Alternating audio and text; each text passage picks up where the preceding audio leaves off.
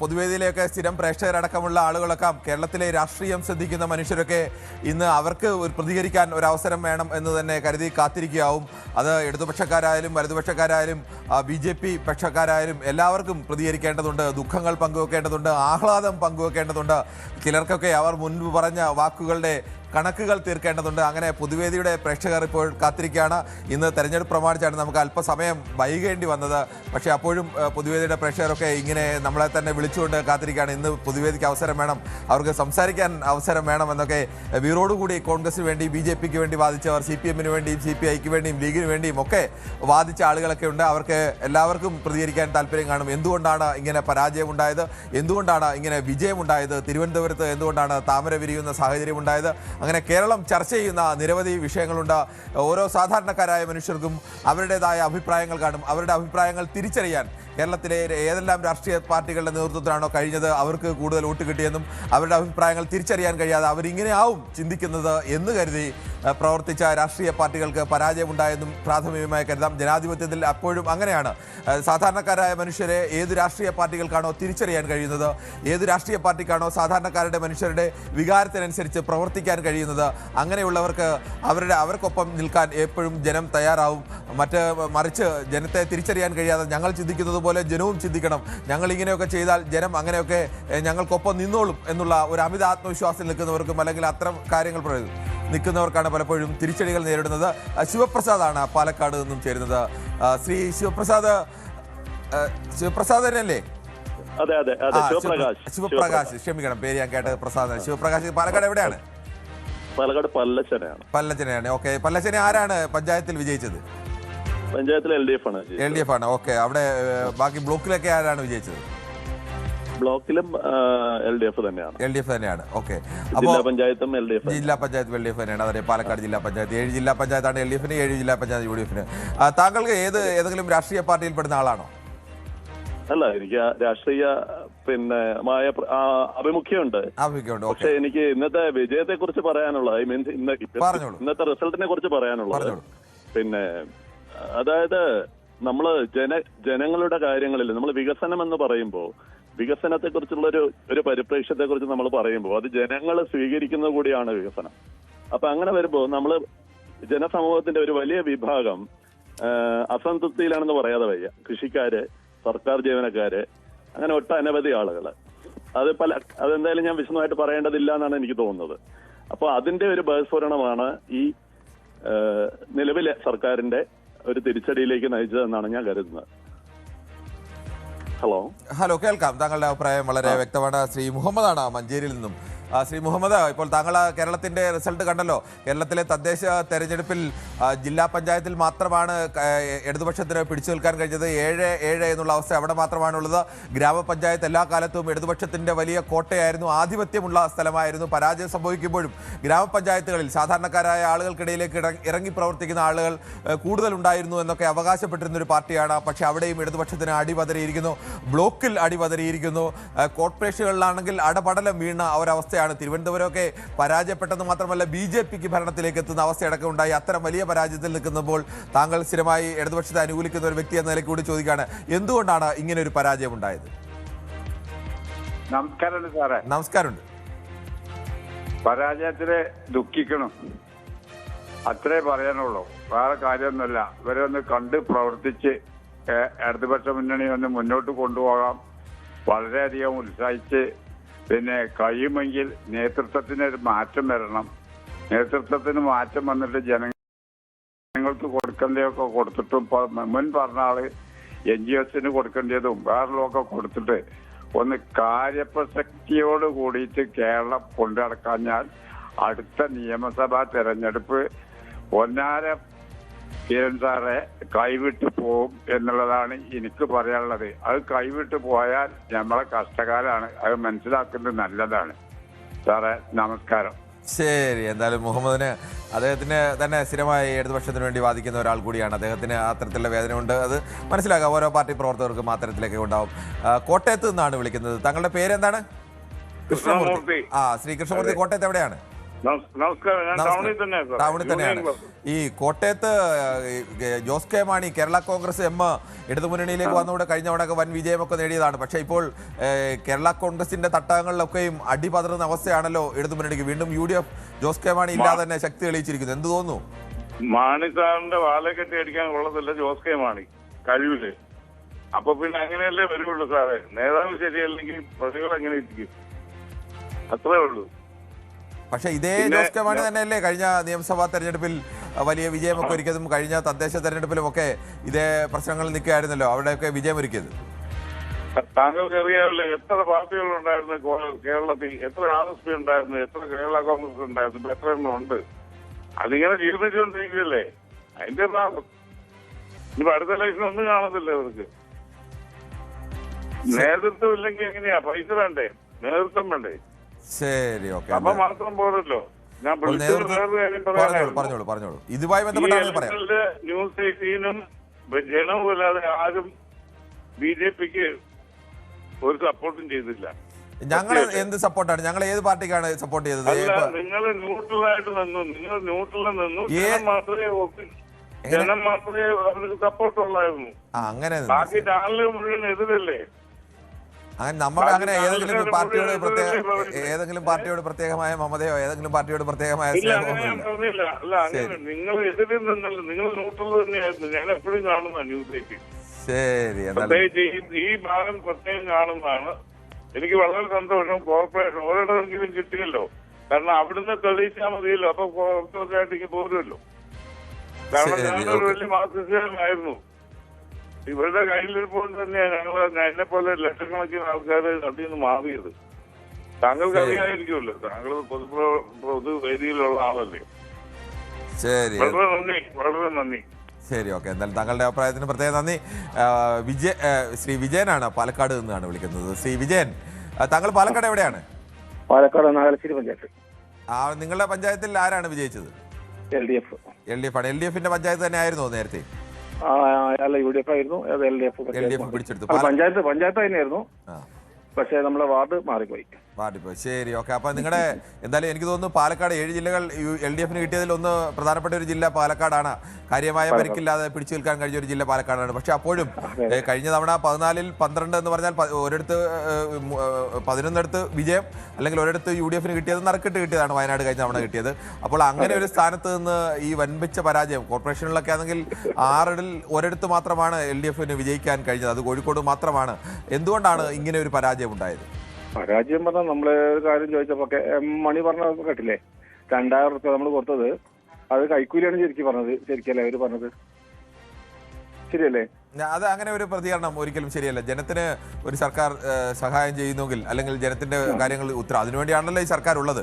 അവർ നന്നായി ചെയ്യുന്നവരെ ആളുകൾ അംഗീകരിക്കും, അല്ലാത്തവരെ അല്ലാതെ അത് ചെയ്തത് കൊണ്ട് നിങ്ങൾ തിരിച്ചു വോട്ട് തന്നു വേണം എന്നുള്ള ഒരു അവസ്ഥയൊന്നുമില്ല. അതാണ്, അത് വലിയ നഷ്ടമല്ലേ. ശരിക്കും അതിന് കേസ് എടുക്കണമെന്ന് ശരിക്കും ഗവൺമെന്റ് ഞാൻ പറയുമ്പോ. ശരിയല്ലേ? ശരി, പറയാൻ പാടില്ലല്ലോ. കാരണം എന്താ വെച്ചാൽ നമ്മളിപ്പോ അടുത്ത 4 മാസം കഴിഞ്ഞാൽ ഇലക്ഷൻ വരുന്നു. അപ്പൊ ഈ 500 കൂട്ടുകാർ അപ്പൊ 2500 ആക്കും. അപ്പൊ അവര് പറഞ്ഞ കാര്യങ്ങളൊക്കെ ആയി പറയാൻ വേണ്ടിയിട്ടായിരിക്കും ഇത് ചെയ്തതെന്ന് എന്റെ ബലമായി സംശയം. ശരിയാണോ? അറിയാൻ പറ്റില്ല നമുക്ക്. എന്താണ് ഇതിപ്പോ ഓരോ രാഷ്ട്രീയ പാർട്ടികളുടെ ആളുകളൊക്കെ പ്രതികരിക്കുന്നത്. സംസാരിക്കാൻ പാടില്ലല്ലോ. കാരണം ആ സംസാരത്തിൽ ഒരു ശരികേടുണ്ട്. അങ്ങനെ അല്ല ഒരു രാഷ്ട്രീയ പാർട്ടിയുടെ നേതാവ് സംസാരിക്കേണ്ടത്. പരാജയം ഉണ്ടായാൽ അത് അംഗീകരിക്കുക, തെറ്റ് തിരുത്തുക, അങ്ങനെ തെറ്റ് തിരുത്തി മുന്നോട്ട് പോകുക. അതാണ് രാഷ്ട്രീയം. അതാണ് അതിന്റെ ശരി. കാരണം നമുക്ക് എവിടെ പോരായ്മ വന്നിട്ട് അത് നേട്ടാനുള്ള ഇത് വേണം. അതിനുള്ള എന്താ വേണ്ടത് വെച്ചാൽ നമ്മൾ ചെയ്യണം. കാരണം അസുഖം വന്ന മരുന്ന് വെച്ച് ചികിത്സിക്കുക ചെയ്യുക. അല്ലാതെ അത് വന്നു പറഞ്ഞിട്ട് വെട്ടറിഞ്ഞിട്ട് കാര്യമില്ലല്ലോ. ശരി, ശ്രീ അബ്ദുൾ മജീദാണ് കോഴിക്കോട് നിന്നാണ് വിളിക്കുന്നത്. ശ്രീ അബ്ദുൾ മജീദ്, ആദ്യമായിട്ട് ന്യൂസ് 18 ചാനലിന് ഇങ്ങനെ ഒരു പരിപാടി സംഘടിച്ചതിന് അഭിവാദ്യങ്ങൾ. ശരി, എന്തായാലും എനിക്ക് പറയാനുള്ളത് ഈ പങ്കാളിത്ത പെൻഷനുമായി ബന്ധപ്പെട്ടാണ്. 9.25 വർഷമായിട്ട് പങ്കാളിത്ത പെൻഷൻ ഞങ്ങൾ അധികാരത്തിൽ വന്നാൽ അറബിക്കടലിൽ എറിയുന്ന പറഞ്ഞ ഗവൺമെന്റാണ് ഇപ്പൊ ഭരിക്കുന്നത്. ഈ പങ്കാളിത്ത പെൻഷൻ പിൻവലിക്കാനോ ഇതുമായി ബന്ധപ്പെട്ട് ഒന്നും ചെയ്യാൻ ഈ ഗവൺമെന്റ് തയ്യാറായിട്ടില്ല ഇതുവരെ. കാരണം സത്യത്തില് ഉമ്മൻചാണ്ടി സർക്കാരാണ് പങ്കാളിത്ത പെൻഷൻ നടപ്പിലാക്കിയത് തീർച്ചയായിട്ടും. പക്ഷെ ഇടതുപക്ഷ സർക്കാർ വന്നു കഴിഞ്ഞാൽ ഞങ്ങള് ഈ പങ്കാളിത്ത പെൻഷൻ ഞങ്ങള് അറബിക്കടലിൽ എറിയെന്ന് പറഞ്ഞു. എന്നിട്ട് 5 വർഷം ഭരിച്ചു. പിന്നെ വോട്ട് വാങ്ങി വീണ്ടും 5 വർഷത്തിലേക്ക് ഭരണം ഭരിച്ചിട്ടും പങ്കാളിത്ത പെൻഷൻ ഇന്ന് വരെ ഒരു തീരുമാനമായിട്ടില്ല. അതുകൊണ്ട് സർക്കാർ ജീവനക്കാർ നിരാശരാണ്. അതുകൊണ്ട് തന്നെയാണ് ഈ പഞ്ചായത്ത് തെരഞ്ഞെടുപ്പിൽ SNP-SEC എന്ന് പറഞ്ഞിട്ട് പങ്കാളിത്ത പെൻഷൻകാരുടെ ഒരു സംഘടനയുണ്ട്. ഇത് ഞങ്ങൾ കേരളത്തിലുടനീളം 5 ലക്ഷത്തിലധികം ഞങ്ങൾ മെമ്പർമാരുണ്ട്. അവരുടെ കുടുംബങ്ങളടക്കം 25 ലക്ഷത്തോളം ആളുകൾ തിരിഞ്ഞു കുത്തിയിട്ടുണ്ട് ഗവൺമെന്റിനെതിരെ. അതാണ് ഇത്ര വലിയൊരു പരാജയത്തിന് കാരണം. ശരി, അതും ഒരു കാരണമാകാം. പക്ഷെ നിങ്ങൾ തിരിഞ്ഞു കുത്തിയത് കൊണ്ട് മാത്രം അങ്ങനെ ഒന്ന് നിങ്ങൾക്ക് അത് അവകാശപ്പെടാം. ശരി, ശ്രീ ഷാജിയാണ് പത്തനംതിട്ടയിൽ നിന്നും.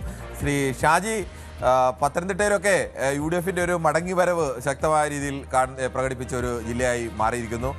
എന്തുകൊണ്ടാണ് ഈ തരത്തിൽ UDF-ന് ഒരു മടങ്ങി വരവും LDF-ന് ഒരു തിരിച്ചടിയും ഈ പത്തനംതിട്ടയിലൊക്കെ ഉണ്ടാവാനുള്ള കാരണം? നമസ്കാരം സാറേ. നമസ്കാരമുണ്ട് സാറേ. പത്തനംതിട്ട സൗകര്യമല്ല, ഒന്നും സൗകര്യമല്ല. സ്വർണം മൊത്തം കൊണ്ടുപോയില്ലയോ? കേൾക്കുന്നുണ്ടോ? കേൾക്കുന്നുണ്ട്, പറഞ്ഞോളൂ, ധൈര്യമായി പറഞ്ഞോളൂ ഷാജി. സ്വർണം മൊത്തം കൊണ്ടുപോയില്ലയോ?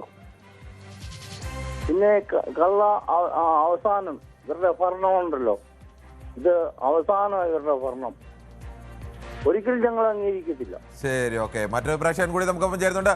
താങ്കൾ പേര് പറഞ്ഞോളൂ, എന്താണ് പേര്, എവിടുന്നാണ് വിളിക്കുന്നത്?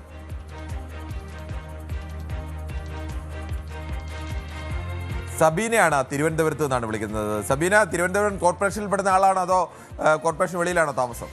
കോർപ്പറേഷൻ വെളിയിലാണ്. BJP ആണ് ജയിച്ചത്. പക്ഷെ ഇപ്പൊ എന്തുകൊണ്ട് തോറ്റു എന്ന് ചോദിച്ചാൽ നമുക്ക് ഇപ്പൊ ഒരു താത്വികമായ അവലോകനത്തിന്റെ ഒന്നും ആവശ്യമില്ല. ജനങ്ങൾ വോട്ട് ചെയ്തില്ല, തോറ്റു. അതിന് ഒരുപാട് റീസൺസ് ഉണ്ട്. ഒരുപാട് ജനങ്ങളെ വെറുപ്പിച്ച് പണ്ടാരം അടങ്ങിയിട്ടാണ് ജനങ്ങൾ ഇപ്പോൾ എതിർത്ത് വോട്ട് ചെയ്തതെന്ന് എനിക്ക് പറയാൻ പറ്റുള്ളൂ. കാരണം ഞാനൊരു ഇടതുപക്ഷ അനുഭാവിയും കൂടെയാണ്. എനിക്ക് വളരെ പ്രയാസമുണ്ട് പിന്നെ ഇത് അക്സെപ്റ്റ് ചെയ്യാൻ പോലും. പക്ഷെ സത്യമല്ലാതാകുന്നില്ല. കാരണം ഏത് രീതിയിലെടുത്താലും ഇന്നിപ്പോ നമ്മുടെ MM മണി സഖാവിന്റെ ഡയലോഗ് തന്നെ ഇന്നത്തെ ദിവസം തന്നെ പുള്ളി എത്ര മോശമായിട്ടാണ് പറയുന്നത്. ആൾക്കാർക്ക് പെൻഷൻ കൊടുത്തതിനൊക്കെ പറഞ്ഞു. പെൻഷനൊക്കെ കൊടുക്കുന്നത് ഒരു ഗവൺമെന്റിന്റെ ഒരു റെസ്പോൺസിബിലിറ്റിയാണ്. അതിനപ്പുറം ഇപ്പൊ പെൻഷൻ കൊടുക്കുന്നത് കേരളത്തിലെ ജനങ്ങളാണ്. അവരെടുത്തുന്ന പെട്രോളിന്റെയും ഡീസലിന്റെയും ഒക്കെ സെസ്സൊക്കെ എക്സസ് ആയിട്ട് വാങ്ങിക്കൊണ്ടാണ് ഇപ്പൊ ഇത് കൊടുക്കുന്നത്. അതിനിപ്പോ ഗവൺമെന്റിന് ഭയങ്കരമായിട്ട് അതിന് ക്ലെയിം ചെയ്യാനൊന്നും പറ്റത്തില്ല. അപ്പം ഗവൺമെന്റ് കുറച്ചുകൂടെ റീതിങ്ക് ചെയ്യേണ്ടിയിരിക്കുന്നു. ഇത്രയും ഒരു അഹന്തയും ഒരു അറഗൻസും ഗവൺമെന്റിന്റെ ഭാഗത്തുനിന്ന് ഉണ്ടെന്നുള്ളത് വളരെ വാസ്തവമാണ്. അതിൽ നിന്നൊക്കെ അവർ റീതിങ്ക് ചെയ്യേണ്ടതും റിവ്യൂ ചെയ്യേണ്ടതും വളരെ അത്യാവശ്യമാണ്. ശരി, താങ്കളുടെ അഭിപ്രായം വളരെ വ്യക്തമാണ്. അങ്ങനെ ഒരു അറഗൻസ് ഉണ്ട് എന്ന് സാധാരണ മനുഷ്യർക്ക് തോന്നുന്നെങ്കിൽ സ്വാഭാവികമായും ഏത് രാഷ്ട്രീയ പാർട്ടിയുടെ നേതൃത്വം ആദ്യം ഭയക്കേണ്ടത് അത്തരം അറഗൻസിനെയാണ്. ജനങ്ങളാണ് ആത്യന്തികമായി അധികാരികൾ. അവർക്കു നേരെ നിങ്ങൾ ധാർഷ്ട്യം കാണിച്ചാൽ ഒരിക്കലും ജനം അംഗീകരിക്കില്ല. അതിനെ ആ പാർട്ടിയെ അനുകൂലിക്കുന്നവരായാൽ പോലും അത് അംഗീകരിക്കാത്ത അവസ്ഥയുണ്ടാകും. ശ്രീ റജി-യാണ് വിളിക്കുന്നത്. ശ്രീ റജി, എങ്ങനെയാണ് താങ്കളുടെ സ്ഥലത്തെ ഒരു ജയം? ഏതാണ് പഞ്ചായത്ത്, ഏതാണ് അവിടെ? ആരാണ് നരൂർ പഞ്ചായത്തിൽ ആരാണ് ജയിച്ചത്? UDF തന്നെ. UDF ഇതുവരെ കൈവിടാത്തൊരു പഞ്ചായത്താണത്. ശരി, UDF ആണ് അവിടെ. 14-6 എന്ന നിലവിൽ 20 സീറ്റാണുള്ളത്. അത് 14-6 എന്ന നിലവിലാണ് പോകുന്നത്. ശരി. അപ്പോൾ താങ്കൾക്ക് എന്തുകൊണ്ടാണ് UDF-ന് ഇങ്ങനെ ഒരു വിജയം ഉണ്ടായെന്നാണ് താങ്കളുടെ ഒരു വിലയിരുത്തൽ? എന്റെ 100% വിലയിരുത്തലും നമ്മളൊരു അമിതമായ ഒരു രാഷ്ട്രീയ വിശ്വാസി അല്ല ഞാൻ. ആദ്യം അങ്ങയോട് പറയട്ടെ. ഇവിടെ CPM എന്ന് പറയുന്ന പ്രസ്ഥാനം ഇല്ല എന്നാവരുമെന്ന് ഞാൻ ആഗ്രഹിക്കുന്ന ഒരാളുമല്ല. പക്ഷേ ഇവിടെ എന്റെ ഒരു കാഴ്ചപ്പാടില് CPM എന്ന് പറയുന്ന പ്രസ്ഥാനം ഇപ്പൊ പിണറായി വിജയൻ എന്ന് പറയുന്ന ഒരു ലീഡർ, ഒരു നേതാവ്, അദ്ദേഹം ആ ഒരു പ്രസ്ഥാനത്തെ ഇല്ലാതാക്കുക, ഒരു മനുഷ്യനെ ബഹുമാനിക്കുക, അല്ലെ ഒരു മനുഷ്യന് വേണ്ട ഒരു കാര്യങ്ങൾ ചെയ്യുക, അദ്ദേഹത്തിന്റെ അടുത്ത് ഒരാൾക്ക് പോകാൻ പറ്റാത്ത അവസ്ഥ വരിക, അത്തരത്തിലുള്ളൊരു സിറ്റുവേഷൻ അദ്ദേഹം ഇവിടെ സൃഷ്ടിച്ചു. ഞാൻ മാത്രമാണ് ഏക നേതാവ് എന്നൊരു പ്രസ്ഥാനം സൃഷ്ടിച്ചു എന്ന് ഞാൻ വിശ്വസിക്കുന്നു, എന്റെ കുടുംബവും വിശ്വസിക്കുന്നു, എന്റെ നാട്ടിൽ കുറച്ച് ആൾക്കാരും വിശ്വസിക്കുന്നു. എല്ലാവരെയും അല്ല ഞാൻ പറയുന്നത്. അങ്ങനെ ആ ഒരു സിറ്റുവേഷൻ അദ്ദേഹം കൊണ്ടെത്തിച്ചു. ഇവിടെ BJP ഇത്രത്തോളം വളരണമെങ്കിൽ BJP ഇപ്പൊ ബ്ലോക്ക് അടക്കം നമ്മുടെ തലസ്ഥാനം അടക്കം BJP കൊണ്ടുപോയി. ആ BJP അത്രത്തോളം കൊണ്ടുപോകണമെങ്കിൽ എന്തുകൊണ്ട് കൊണ്ടുപോയി എന്ന് ആലോചിക്കണം. അവിടെ UDF-ന് നേടാൻ കഴിഞ്ഞു, UDF-ന് മുൻകൈ നേടാൻ കഴിഞ്ഞു. പക്ഷേ LDF എവിടെ നിൽക്കുന്നു? ഇത്രയും ദയനീയമായ പരാജയം ഏറ്റെടുക്കുമ്പോൾ ഓരോരുത്തരെയും ഒരു ചെറിയൊരു പെണ്ണിയേസിന്റെ പുറകെ ഓടുക, അല്ലെ മറ്റേ ഇതിന്റെ കേസിന്റെ പുറകെ ഓടുക. ജനം ആരും വിഡ്ഢികളല്ലല്ലോ, ജനങ്ങളെല്ലാം ശ്രദ്ധിക്കുന്നുണ്ട്. ഈ കാണുന്ന നമ്മുടെ അന്നാഹാരം കഴിക്കുന്ന എല്ലാ ജനങ്ങളും ഇതെല്ലാം ശ്രദ്ധിക്കുകയല്ലേ, അവരിതെല്ലാം കണ്ടല്ലേ ചെയ്യുക. അതുകൊണ്ടാണ് ഇവിടെ UDF-ന് ഇത്രയും വിജയം ഉണ്ടായതും ഞങ്ങളുടെ പഞ്ചായത്തിൽ പോലും ഇത്രയും വിജയം ഞങ്ങൾ പോലും പ്രതീക്ഷിച്ചതല്ല. ആ വിജയം നേടിയതും. നമുക്ക് മറ്റു പ്രേക്ഷകരിലേക്ക് പോകേണ്ടതുണ്ട്. ശ്രീ പ്രേമനാണ്, പിണറായിയിൽ നിന്നാണ് വിളിക്കുന്നത്. ശ്രീ പ്രേമൻ, ഞാനൊരു കണക്കൂടി താങ്കളോട് സംസാരിക്കുന്നതിന് മുമ്പ് വായിക്കാം.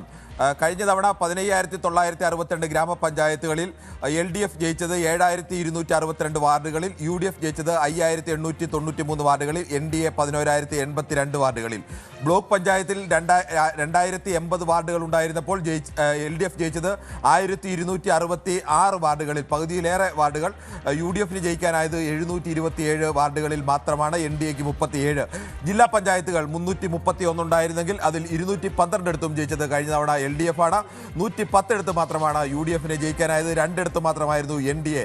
മുനിസിപ്പാലിറ്റിയിൽ 3078 വാർഡുകൾ 2020 ഉണ്ടായിരുന്നപ്പോൾ 1167 സ്ഥലത്തും LDF ആണ് ജയിച്ചത്. UDFന് 1172 മാത്രം 2 ജയിക്കാനായത്, NDAക്ക് 320. കോർപ്പറേഷനുകൾ 414 വാർഡുകൾ ഉണ്ടായിരുന്നുവെങ്കിൽ അതിൽ 207 സ്ഥലത്തും കഴിഞ്ഞ തവണ LDF ആണ് ജയിച്ചത്. UDF 120 NDA 60 മറ്റുള്ളവർ 27 ജയിച്ചത്.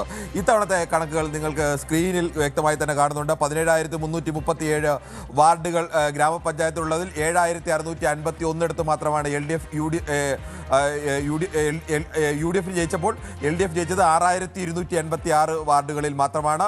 അത് ബ്ലോക്ക് പഞ്ചായത്തിലേക്ക് എടുക്കുമ്പോൾ 2,267 1,113 UDF ആണ് ജയിച്ചത്, 877 മാത്രമാണ് LDFന് ജയിക്കാനായത്.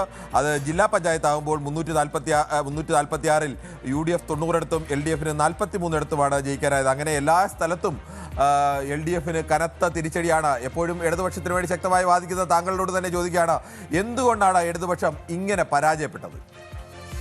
അല്ല, കനത്ത തിരിച്ചടി നേരിട്ട് സ്വാഭാവികം തന്നെ. സാധാരണ തെരഞ്ഞെടുപ്പിൽ വിജയപരാജയങ്ങൾ സ്വാഭാവികമാണ്. ഈ പിന്നെ പല ഘട്ടങ്ങളിലും LDF പരാജയപ്പെട്ടിട്ടുണ്ട്, വീണ്ടും തിരിച്ചു വന്നിട്ടുണ്ട്. കഴിഞ്ഞ പാർലമെന്റ് തെരഞ്ഞെടുപ്പിൽ പരാജയപ്പെട്ടിട്ടുണ്ട്, അതുപോലെ തന്നെ അത് മുമ്പിലത്തെ പാർലമെന്റ് പരാജയപ്പെട്ടിട്ടുണ്ട്, വീണ്ടും രണ്ടാം പിണറായി സർക്കാർ വന്നിട്ടുണ്ട്. അതെല്ലാം ശരിയാണ്. ഇപ്പോ ഇത് വർഗീയ ശക്തികളുടെ ഒരു ഏകീകരണം സംഭവിച്ചിട്ടുണ്ട്. അതാണ് ഈ പരാജയത്തിന് മുഖ്യ കാരണം എന്ന് ഞാൻ കാണുന്നത്. ഒരു സംശയം, ഈ മതവർഗീയ ശക്തികളുടെ ഏകീകരണം എന്ന് പറയുമ്പോൾ ഏതൊക്കെ മതത്തിന്റെ ആരൊക്കെ തമ്മിലുള്ള ഏകീകരണത്തെ കുറിച്ചാണ് താങ്കൾ ഈ പറയുന്നത്? ഒന്ന് പറയും. ന്യൂനപക്ഷങ്ങളുടെ ഒരു ഏകീകരണം എന്തുകൊണ്ടാണ് ഇത്ര കാലവും മതന്യൂനപക്ഷങ്ങളെ ചേർത്ത് പിടിച്ചു എന്ന് അവകാശപ്പെടുന്ന? ചോദിക്കട്ടെ, ഇത്ര കാലവും എല്ലാ മതവർഗീയ ശക്തികളും ശ്രീ പ്രേമൻ ഒരു മിനിറ്റ് താങ്കൾ പറയുന്നത് ഈ വെൽഫെയർ പാർട്ടിയും കേരളത്തിലെ PDPയും എല്ലാം കൂടെ ചേർന്ന് വെൽഫെയർ പാർട്ടിയും PDPയും എല്ലാം കൂടെ ചേർന്ന് കഴിഞ്ഞാൽ കേരളത്തിൽ അവർക്ക് ആകെ എത്ര അംഗങ്ങൾ ഉണ്ടായിരിക്കുമെന്ന് തന്നെ ഞങ്ങൾ അറിയാവുന്ന കാര്യമേ ഉള്ളൂ. അവർ വിചാരിച്ചാൽ കേരളത്തിൽ UDFന് ഇങ്ങനെ ഒരു വിജയമൊന്നും ഉണ്ടാക്കി കൊടുക്കാൻ കഴിയില്ല. ആ പാർട്ടികൾക്കൊന്നും അത്ര വലിയ ശക്തിയൊന്നുമില്ല. ഒറ്റയ്ക്ക് നിന്നാൽ കേരളത്തിൽ ഒരു പഞ്ചായത്ത് പോലും പിടിക്കാൻ കഴിയാത്ത പാർട്ടികളാണ് ഇവരൊക്കെ. അവരുള്ളത് കൊണ്ടാണ് UDF ജയിച്ചതെന്ന് പറഞ്ഞാൽ അത് എന്ത് കണക്കാണ്? ഒറ്റക്ക് നിന്നാലല്ല, ഈ പിന്നെ ചില ചെറിയ പാർട്ടികൾ, വളരെ ചെറിയ വോട്ടുകൾ, ഇപ്പൊ പല പിന്നെ മണ്ഡല താങ്കൾ പറയുന്നത് ഈ സർക്കാരിന്റെ വോട്ടിനും 10 വോട്ടിനും 15 വോട്ടിനും അങ്ങനെയുള്ള പിന്നെ സ്ഥലങ്ങളില് ഈ വിജയം ഉറപ്പിക്കാൻ ഇവരുടെ സഹായത്തോടു കൂടി സാധിച്ചിട്ടുണ്ട്. സമ്മതിച്ചു, അപൂർവം ചില സ്ഥലങ്ങളിൽ വെൽഫെയർ പാർട്ടിയുടെ സഹായമോ അല്ലെങ്കിൽ PDPയുടെ സഹായമോ കാണും. കേരളത്തിൽ ആകമാനമുണ്ട് എല്ലാ സ്ഥലങ്ങളിലും. ഈ വെൽഫെയർ പാർട്ടി കേരളത്തിൽ ആകമാനമുണ്ടെന്നൊക്കെ താങ്കൾ ഏത് കണക്കിലാണ് ഈ വെൽഫെയർ പാർട്ടി കേരളത്തിൽ ആകമാനമുണ്ടെന്നും കേരളത്തിൽ എല്ലാം കൂടി ചേർത്താൽ എത്ര പേര് കാണും വെൽഫെയർ പാർട്ടി? ഏത് സ്ഥലത്താ ഇല്ലാതെ വെൽഫെയർ പാർട്ടി കേരളത്തിലെ മഹാഭൂരിപക്ഷ സ്ഥലങ്ങളിലും നിർണായക ശക്തിയെ അല്ല, അപൂർവ സ്ഥലങ്ങളിൽ മാത്രമാണ്. നിർണായക ശക്തിയല്ല. CPMന്റെ കൂടെയുള്ള CPI, അതേപോലെ കേരള കോൺഗ്രസ് എം, അത് ഇതൊക്കെയുള്ള ചെറിയ പാർട്ടികൾ, അതുപോലെ ചെറിയ പാർട്ടികളുടെ സഹായം, അങ്ങനെയുള്ള സഹായങ്ങൾ UDFന് കിട്ടിയതിന്റെ ഫലമായിട്ടാണ് ഇത്തിരി ഒരു മഹത്തായ വിജയം അവർക്ക് നേടാൻ വേണ്ടി സാധിച്ചിട്ടുള്ളത്. അല്ല, ശ്രീ പ്രേമൻ അനുഭവിച്ചു. താങ്കൾ പറയുന്നത് CPIക്കാരും ഒക്കെ സഹായം UDFന് കൊടുത്തോ? ഇല്ലല്ല, CPI സഹായം നമ്മൾ UDFന് കൊടുത്തു ഒരിക്കലും പറയുന്നില്ല. അല്ലല്ല, CPI നമ്മൾ അങ്ങനെ തള്ളി പറയേണ്ട ഒരു ആവശ്യമില്ല. LDFനെ സംബന്ധിച്ച് ഒരു കക്ഷിയെ നമ്മൾ തള്ളി. താങ്കളുടെ അഭിപ്രായത്തിൽ സർക്കാരിന്റെ ഏതെങ്കിലും കുഴപ്പം കൊണ്ടല്ല, CPMന്റെ ഏതെങ്കിലും കുഴപ്പം കൊണ്ടല്ല? ചെയ്യേണ്ടതെല്ലാം ചെയ്തില്ലേ? സർക്കാർ എന്താ ചെയ്യാറില്ല?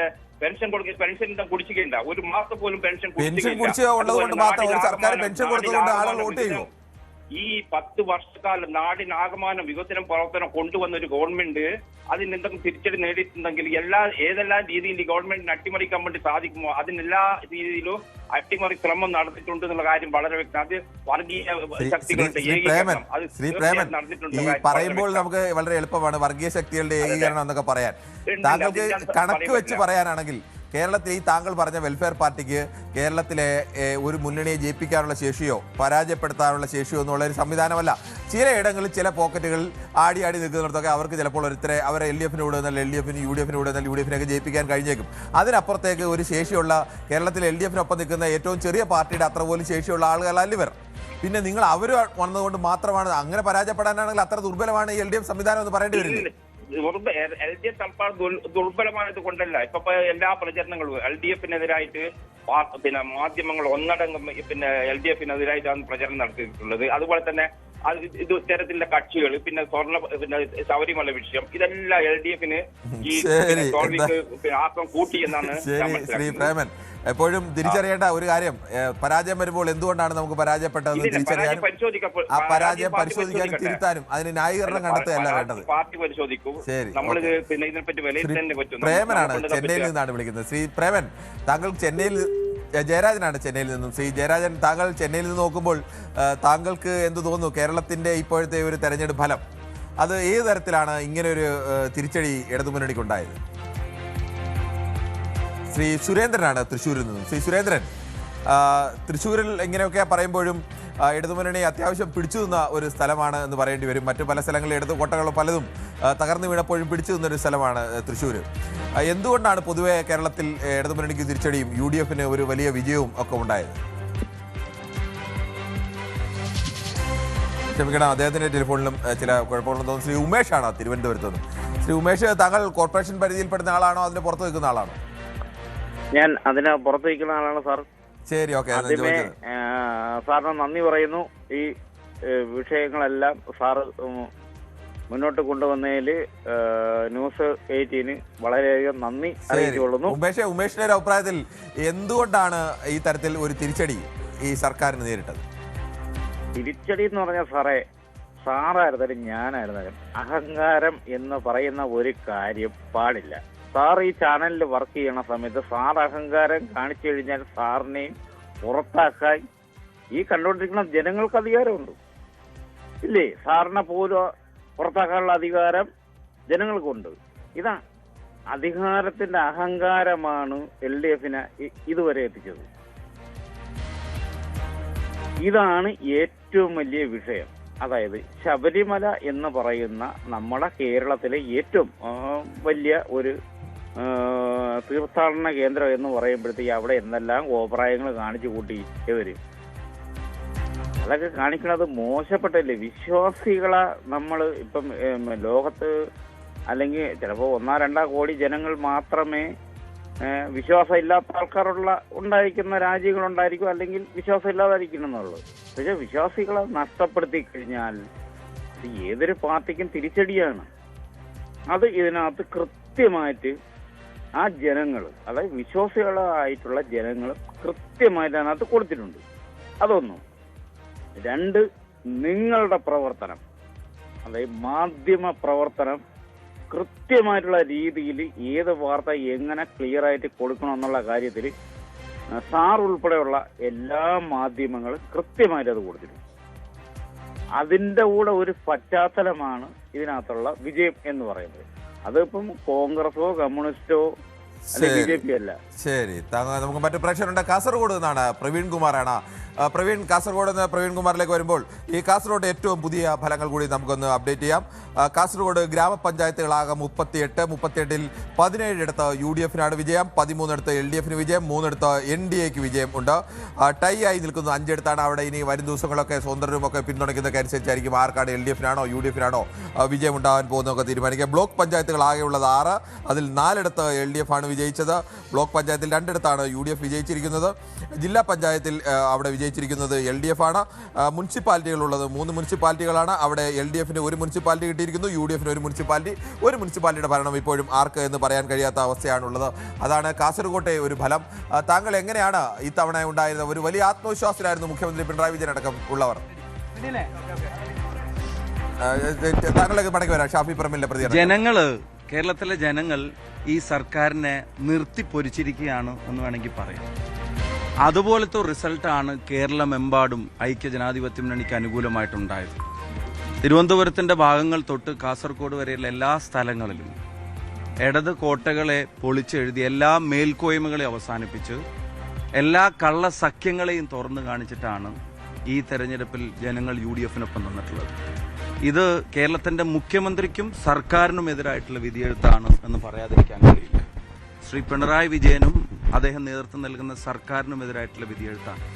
എല്ലാ തെരഞ്ഞെടുപ്പുകളും സർക്കാരിന്റെ വിലയിരുത്തലാകുമെന്ന് ഈ തെരഞ്ഞെടുപ്പിന്റെ മുമ്പും അദ്ദേഹം തന്നെ പറഞ്ഞിട്ടുമുണ്ട്. ആ അടിസ്ഥാനത്തിൽ അദ്ദേഹത്തിനും അദ്ദേഹത്തിന്റെ സർക്കാരിനും എതിരായിട്ടുള്ള കേരള ജനതയുടെ അതിശക്തമായ വിധിയെഴുത്താണ് കേരളത്തിൽ ഉണ്ടായിട്ടുള്ളത്. 504-ലധികം പഞ്ചായത്തുകളിൽ ഐക്യജനാധിപത്യ മുന്നണി വിജയിച്ചു വരുന്ന ഒരു സാഹചര്യം ഉണ്ടാവും. നിങ്ങൾക്കറിയാം, മുനിസിപ്പാലിറ്റികളിൽ 54-ലധികം മുനിസിപ്പാലിറ്റികളിൽ UDF-ന്, കോർപ്പറേഷൻ CPM-ന്റെ കുത്തകയായിരുന്ന കോർപ്പറേഷനുകൾ പോലും പൊളിച്ചെഴുതുന്ന തരത്തിലുള്ളൊരു വിധിയെഴുത്ത്. ജില്ലാ പഞ്ചായത്തിലേക്കും വലിയ കുതിച്ചുചാട്ടം ഐക്യജനാധിപത്യ മുന്നണിക്കിപ്പോൾ നമ്മൾ ഈ നിൽക്കുന്ന കോഴിക്കോട് പോലും അവസാനത്തെ ചിരി നമ്മുടേതായിരിക്കും എന്നുള്ള തരത്തിൽ ചില സൂചനകൾ DCC പ്രസിഡന്റ് നൽകുന്നുണ്ട്. അതിന്റെ കൺഫർമേഷനുമായിട്ട് നമുക്ക് കാത്തിരിക്കാം. അപ്പോൾ അങ്ങനെ നോക്കുകയാണെങ്കിൽ അടപടലും ഇവർ പരാജയപ്പെട്ടിരിക്കുകയാണെന്നുള്ളത് പറയേണ്ടി വരും. ഏതെങ്കിലും ഒരു ജില്ലയിലല്ല, ഏതെങ്കിലും ഒരു സെക്ടറിലല്ല, ഏതെങ്കിലും ഒരു സമൂഹത്തിൻ്റെയോ സമുദായത്തിൻ്റെയോ ഏരിയയിലല്ല, എല്ലായിടങ്ങളിലും വലിയ മുന്നേറ്റം UDF-നുണ്ടായിട്ടുള്ള ഒരു തെരഞ്ഞെടുപ്പാണ്. ഞങ്ങൾ ഒരു കാര്യം ഉറപ്പിച്ച് പറയുന്നു, തെരഞ്ഞെടുപ്പിൻ്റെ മുമ്പ് പറഞ്ഞത്, അധികാരത്തിലിരിക്കുന്നവരുടെ ശക്തിയേക്കാൾ വലിയ ശക്തി ജനങ്ങളുടേതാണ് എന്ന് അവരെയും ഞങ്ങളെയൊക്കെ ബോധ്യപ്പെടുത്തുന്ന തെരഞ്ഞെടുപ്പാണ്. ജനാധിപത്യത്തിലെ ഉടയോൻ ജനങ്ങൾ തന്നെയാണ് എന്ന് എല്ലാവരെയും, എല്ലാ രാഷ്ട്രീയ പ്രസ്ഥാനങ്ങളെയും ഓർമ്മിപ്പിക്കുന്ന ഈ വിധിയെഴുത്തിന് കേരളത്തിലെ ജനങ്ങളോട് ഹൃദയം നിറഞ്ഞ നന്ദി ഐക്യജനാധിപത്യ മുന്നണിയുടെ ഓരോ പ്രവർത്തകൻ്റെയും പേരിൽ, പ്രത്യേകിച്ച് കേരളത്തിലെ കോൺഗ്രസ് പ്രവർത്തകരുടെയും പേരിൽ, KPCCയുടെ ഒരു ചുമതല ഉള്ള ഉത്തരവാദിത്തമുള്ള ഒരാളെന്ന നിലക്ക് കൂടെ ഞാൻ പറയാൻ ആഗ്രഹിക്കുകയാണ്. ഇതിലൊട്ടും അഹങ്കരിക്കാതെ, തെല്ലും അഹങ്കാരം ബാധിക്കാതെ, കൂടുതൽ വിനയത്തോടെ ജനങ്ങളിലേക്ക് ഇറങ്ങിച്ചെല്ലാനും അവരാഗ്രഹിക്കുന്നത് ഈ മാറ്റം കൊണ്ട് നിൽക്കേണ്ടതല്ല എന്നുള്ള ബോധ്യം ഞങ്ങൾക്കുണ്ട്. 2026-ലേക്കുള്ള ഇന്ധനമാണ് KPC പ്രസിഡന്റും പ്രതിപക്ഷ നേതാവും ബഹുമാന്യനായ ശ്രീ KC വേണുഗോപാൽ MP ഉൾപ്പെടെ പറഞ്ഞ കാര്യങ്ങളെ ആവർത്തിച്ചുകൊണ്ട് UDF-ന്റെ നേതൃത്വം, തങ്ങളും കുഞ്ഞാൽ സാഹിബ് ഉൾപ്പെടെ പറഞ്ഞു, 2026-ലേക്ക് കൂടുതൽ ഒരുമയോടെ കരുത്തോടെ മുന്നോട്ട് പോകേണ്ടതിന് ജനം തന്ന ഇന്ധനമായി ഈ വിജയത്തെ കാണും. ഇതിലൊരു UDF പ്രവർത്തകനും അഹങ്കരിക്കില്ല. ഞങ്ങൾ കൂടുതൽ വിനയത്തോടെ, കൂടുതൽ ഡീപ്പായി ജനങ്ങൾക്കിടയിലുണ്ടാവും. KPCC ഈ തെരഞ്ഞെടുപ്പുമായി ബന്ധപ്പെട്ട് നടത്തിയ എല്ലാ മുന്നൊരുക്കങ്ങൾക്കും ഉണ്ടായിട്ടുള്ള ഒരു പോസിറ്റീവ് റിസൾട്ടിന് KPCCയുടെ പേരിലും ജനങ്ങളോട് നന്ദി അറിയിക്കാൻ ആഗ്രഹിക്കുകയാണ്. ആ പ്ലാനുകളെ കൃത്യമായി താഴെത്തട്ട് വരെ ഇംപ്ലിമെന്റ് ചെയ്യുന്ന കാര്യത്തിൽ KPCCയുടെ ഭാരവാഹികൾ, ജില്ലാ കോൺഗ്രസ് കമ്മിറ്റിയുടെ പ്രസിഡന്റുമാർ, DCC ഭാരവാഹികൾ, ബ്ലോക്ക് പ്രസിഡന്റുമാർ, ഭാരവാഹികൾ, മണ്ഡലം ഭാരവാഹികൾ, ബൂത്ത് ഭാരവാഹികൾ ഉൾപ്പെടെയുള്ള ആളുകൾ, വാർഡിലെ കമ്മിറ്റികൾ ഉൾപ്പെടെയുള്ള ആളുകൾ എടുത്ത സജീവമായ താല്പര്യത്തെ, മുന്നൊരുക്കങ്ങളിൽ സജീവമായി എടുത്ത താല്പര്യത്തെ പ്രത്യേകം നന്ദിയോടെ ഓർക്കുകയാണ്. UDF ഒരു ടീമായി ഈ കാര്യത്തിൽ നടത്തിയ എല്ലാ ഇടപെടലുകളും പോസിറ്റീവായി മാറുകയായിരുന്നു. AICC ഒരു കാലത്തുമില്ലാത്ത തരത്തിൽ ശ്രീ KC വേണുഗോപാൽ MPയുടെ നേതൃത്വത്തിൽ നൽകിയ സപ്പോർട്ട്, അത് പറയാവുന്നതിനപ്പുറം കരുത്ത് എല്ലാ ഘട്ടങ്ങളിലും. ഒരു ലോക്കൽ ബോഡി ഇലക്ഷനൊക്കെ AICC നടത്തുന്ന ഇടപെടലിൻ്റെ എല്ലാ പരിമിതികളെയും മറികടന്ന് കേരളത്തിൽ നല്ല റിസൾട്ട് ഉണ്ടാവേണ്ടതിൻ്റെ അനിവാര്യത. രാഹുൽ ഗാന്ധിയുടെ തന്നെ വാക്കുകൾ, പാർട്ടിയിലെ ചില പ്രയാസങ്ങളെ സംബന്ധിച്ചൊക്കെ പറഞ്ഞപ്പോൾ രാഹുൽ ഗാന്ധി പറഞ്ഞൊരു വാക്കുണ്ട്, കേരളത്തിലെ ജനത ആഗ്രഹിക്കുന്ന മാറ്റം അവിടെ ഉണ്ടാക്കി കൊടുക്കാതിരിക്കുന്നത് അവരെ ഇൻസൾട്ട് ചെയ്യുന്നത് തുല്യമായിരിക്കും. അത് ഞാൻ അനുവദിക്കില്ല. നിങ്ങൾക്ക് ഉത്തരവാദിത്തമാണ്, അവിടെ അനിവാര്യമായ മാറ്റം ഉണ്ടാക്കണമെന്ന് നിങ്ങളുടെ ഉത്തരവാദിത്തമാണെന്ന് രാഹുൽ ഗാന്ധി. ആ ഉത്തരവാദിത്തം നിറവേറ്റാൻ KPCCക്ക് AICC നൽകിയിട്ടുള്ള ഒരു സപ്പോർട്ട്. പ്രിയപ്പെട്ട KPC പ്രസിഡന്റ് ശ്രീ സണ്ണി ജോസഫ്, അദ്ദേഹം ഈ തെരഞ്ഞെടുപ്പിന് വഹിച്ച നേതൃപരമായ പങ്ക് എല്ലാ DCCകളായിട്ട് കോർഡിനേറ്റ് ചെയ്യുന്നതിലും താഴെത്തട്ടിലെ കാര്യങ്ങൾക്ക് ഓരോരുത്തർക്കും ഉത്തരവാദിത്തങ്ങൾ ഏൽപ്പിക്കുന്നതിലും പൊളിറ്റിക്കലി പ്രസ്ഥാനത്തിൻ്റെ സ്റ്റാൻഡ് പറയുന്ന കാര്യത്തിലും എല്ലായിടത്തും ഓടിയെത്തി നേരിട്ട് തന്നെ കാര്യങ്ങൾ മോണിറ്റർ ചെയ്യുന്നതിലും അദ്ദേഹം എടുത്തിട്ടുള്ള ഒരു കഠിനാധ്വാനം. ബഹുമാനപ്പെട്ട പ്രതിപക്ഷ നേതാവ് ഇൻ ആൻഡ് ഔട്ട് ഈ തെരഞ്ഞെടുപ്പുകളിൽ, ഉപതെരഞ്ഞെടുപ്പുകളിലൊക്കെ അദ്ദേഹം UDF-ന്റെ വിജയത്തിന് വേണ്ടി നടത്തിയിട്ടുള്ള ഒരു കഠിനാധ്വാനം, അതുപോലെ തന്നെ ഞാൻ നേരത്തെ സൂചിപ്പിച്ചതുപോലെ എല്ലാത്തിൻ്റെയും ഒരു സപ്പോർട്ട് പില്ലറായി പ്രിയപ്പെട്ട ശ്രീ KC വേണുഗോപാൽ ഉൾപ്പെടെ, ശ്രീ രമേശ് ചെന്നിത്തല ഉൾപ്പെടെയുള്ള ആളുകൾ, ഞങ്ങളുടെ നേതൃത്വം, K മുരളീധരൻ, ഏത് ഉത്തരവാദിത്തങ്ങൾ ഏൽപ്പിച്ച എല്ലാ ലീഡർഷിപ്പും വളരെ എഫക്റ്റീവായ കാര്യങ്ങൾ നിറവേറ്റിയതിൻ്റെ പേരിലുണ്ടായ വിജയമാണ്. UDF-ന്റെ ഘടകകക്ഷികളും നേതൃത്വവും, മുസ്ലിം ലീഗ് പ്രത്യേകിച്ചും നമുക്കറിയാവുന്നതുപോലെ തന്നെ അതിശക്തമായ വിജയത്തിന് ഇന്ധനം പകർന്ന് മലബാറിൽ പ്രത്യേകിച്ചും അവരുടെ ഈ കോട്ടകൾ പൊളിയുന്ന കാര്യത്തിലൊക്കെ അവരുടെ കോൺട്രിബ്യൂഷൻസ്. അപ്പോൾ ഇതൊരു വലിയൊരു കൂട്ടായ്മയുടെ ജനങ്ങൾക്ക് വേണ്ടി ഒരു കൂട്ടായ്മയുടെ കാര്യങ്ങൾ നോക്കിക്കണ്ടതിൻ്റെ വിജയമാണ്. അവർക്ക് എല്ലാവർക്കും നന്ദി അഭിവാദ്യം അറിയിക്കുകയാണ്. കോഴിക്കോടിനെ സംബന്ധിച്ചിടത്തോളം ഇവിടെയും തെരഞ്ഞെടുപ്പ് റിസൾട്ട് അതിൻ്റെ ക്രെഡിറ്റ് ഇവിടുത്തെ ജനങ്ങൾക്ക് തന്നെയാണ്. കോഴിക്കോടിന് എത്രയോ കാലമായി CPM കൊടുത്ത അൺകണ്ടീഷണൽ സപ്പോർട്ട് എന്ന് തന്നെ പറയാം. MLA-മാരുടെ കാര്യത്തിൽ, കോർപ്പറേഷൻ്റെ കാര്യത്തിൽ, ഇവിടുത്തെ ജില്ലാ പഞ്ചായത്തിൻ്റെ, ബ്ലോക്ക് പഞ്ചായത്തിൻ്റെ, പഞ്ചായത്തുകളുടെ എണ്ണത്തിൻ്റെ കാര്യത്തിൽ അൺകണ്ടീഷണൽ സപ്പോർട്ട് കോഴിക്കോട്ട് CPM കൊടുത്ത ജനങ്ങൾ ആ സപ്പോർട്ട് ജനങ്ങൾക്ക് വേണ്ടി ഉപയോഗപ്പെടുത്തിയിട്ടില്ല എന്നുള്ള തിരിച്ചറിവിൽ ഈ കേരളത്തിലെ രാഷ്ട്രീയ സാഹചര്യങ്ങൾ പരിശോധിച്ച് കോഴിക്കോട്ടെ ജനത എടുത്തു വെച്ചിട്ടുള്ള സ്റ്റെപ്പ് അത് വളരെ പ്രോഗ്രസീവാണ്, വളരെ പോസിറ്റീവാണ്. കോഴിക്കോട്ടെ ജനങ്ങൾക്കാണ് ഇവിടുത്തെ റിസൾട്ടിൻ്റെ ഒന്നാമത്തെ ക്രെഡിറ്റ്. അതിനോടൊപ്പം തന്നെ ജില്ലാ കോൺഗ്രസ് കമ്മിറ്റി പ്രസിഡന്റ് ഇവിടെയുണ്ട്. ഞാൻ അദ്ദേഹത്തിൻ്റെ നേതൃത്വത്തിൽ ജില്ലയിലെ കോൺഗ്രസ് പ്രസ്ഥാനം KPC ഭാരവാഹികളും അവരെല്ലാവരും നടത്തിയൊരു മുന്നൊരുക്കത്തെ, ഞാനിവിടെ വടകരയിൽ സ്ഥാനാർത്ഥിയായൊക്കെ വരുന്നതിന് മുമ്പ് തന്നെ ഇത്തരം കാര്യങ്ങളിലെ ഒരുക്കങ്ങൾ അവർ തുടങ്ങിയിട്ടുണ്ട് എന്നുള്ളത് ഇവിടെ വന്നപ്പോൾ മനസ്സിലാക്കാൻ സാധിച്ചു. അതുപോലെ തന്നെ ജില്ലയിലെ മുസ്ലിം ലീഗ് ഉൾപ്പെടെയുള്ള UDF നേതൃത്വം പലപ്പോഴും ഒറ്റക്കെട്ടായിട്ട് ഈ DCC ഓഫീസിലും ലീഗ് ഓഫീസിലും ഒക്കെ രാത്രി ഏറെ വൈകിയും നടക്കുന്ന ചർച്ചകളിൽ വലിയ പൊട്ടിത്തെറികളൊന്നുമില്ലാതെ സീറ്റ് ധാരണകൾ ഉണ്ടാക്കുന്ന കാര്യത്തിൽ, പരസ്പരം വിട്ടുവീഴ്ച നേടുന്ന കാര്യത്തിൽ ജില്ലയിലെ ലീഗ് നേതൃത്വം ഉൾപ്പെടുന്ന UDF നേതൃത്വം, UDF-ന്റെ ജില്ലാ നേതൃത്വം എടുത്തിട്ടുള്ള ഒരു പങ്ക്, കോഴിക്കോടിൻ്റെ പ്രിയപ്പെട്ട MP ശ്രീ MK രാഘവൻ അദ്ദേഹം ഈ തെരഞ്ഞെടുപ്പിൻ്റെ വിജയത്തിൽ കോർപ്പറേഷൻ ഏരിയയിൽ ഉൾപ്പെടെ ജില്ലാ പഞ്ചായത്തിൽ ഉൾപ്പെടെ വഹിച്ചിട്ടുള്ള പങ്ക് ഇതൊക്കെ ഭയങ്കര പ്രതീക്ഷ നൽകുന്ന ഒന്നാണ്.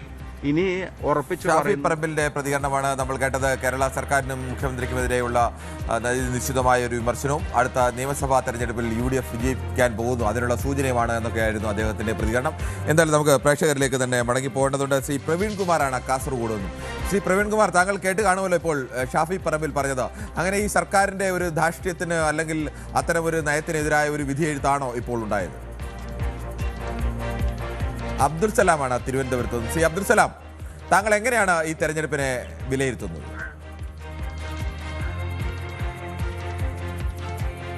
ശ്രീ അബ്ദുൽ സലാം പറഞ്ഞോളൂ.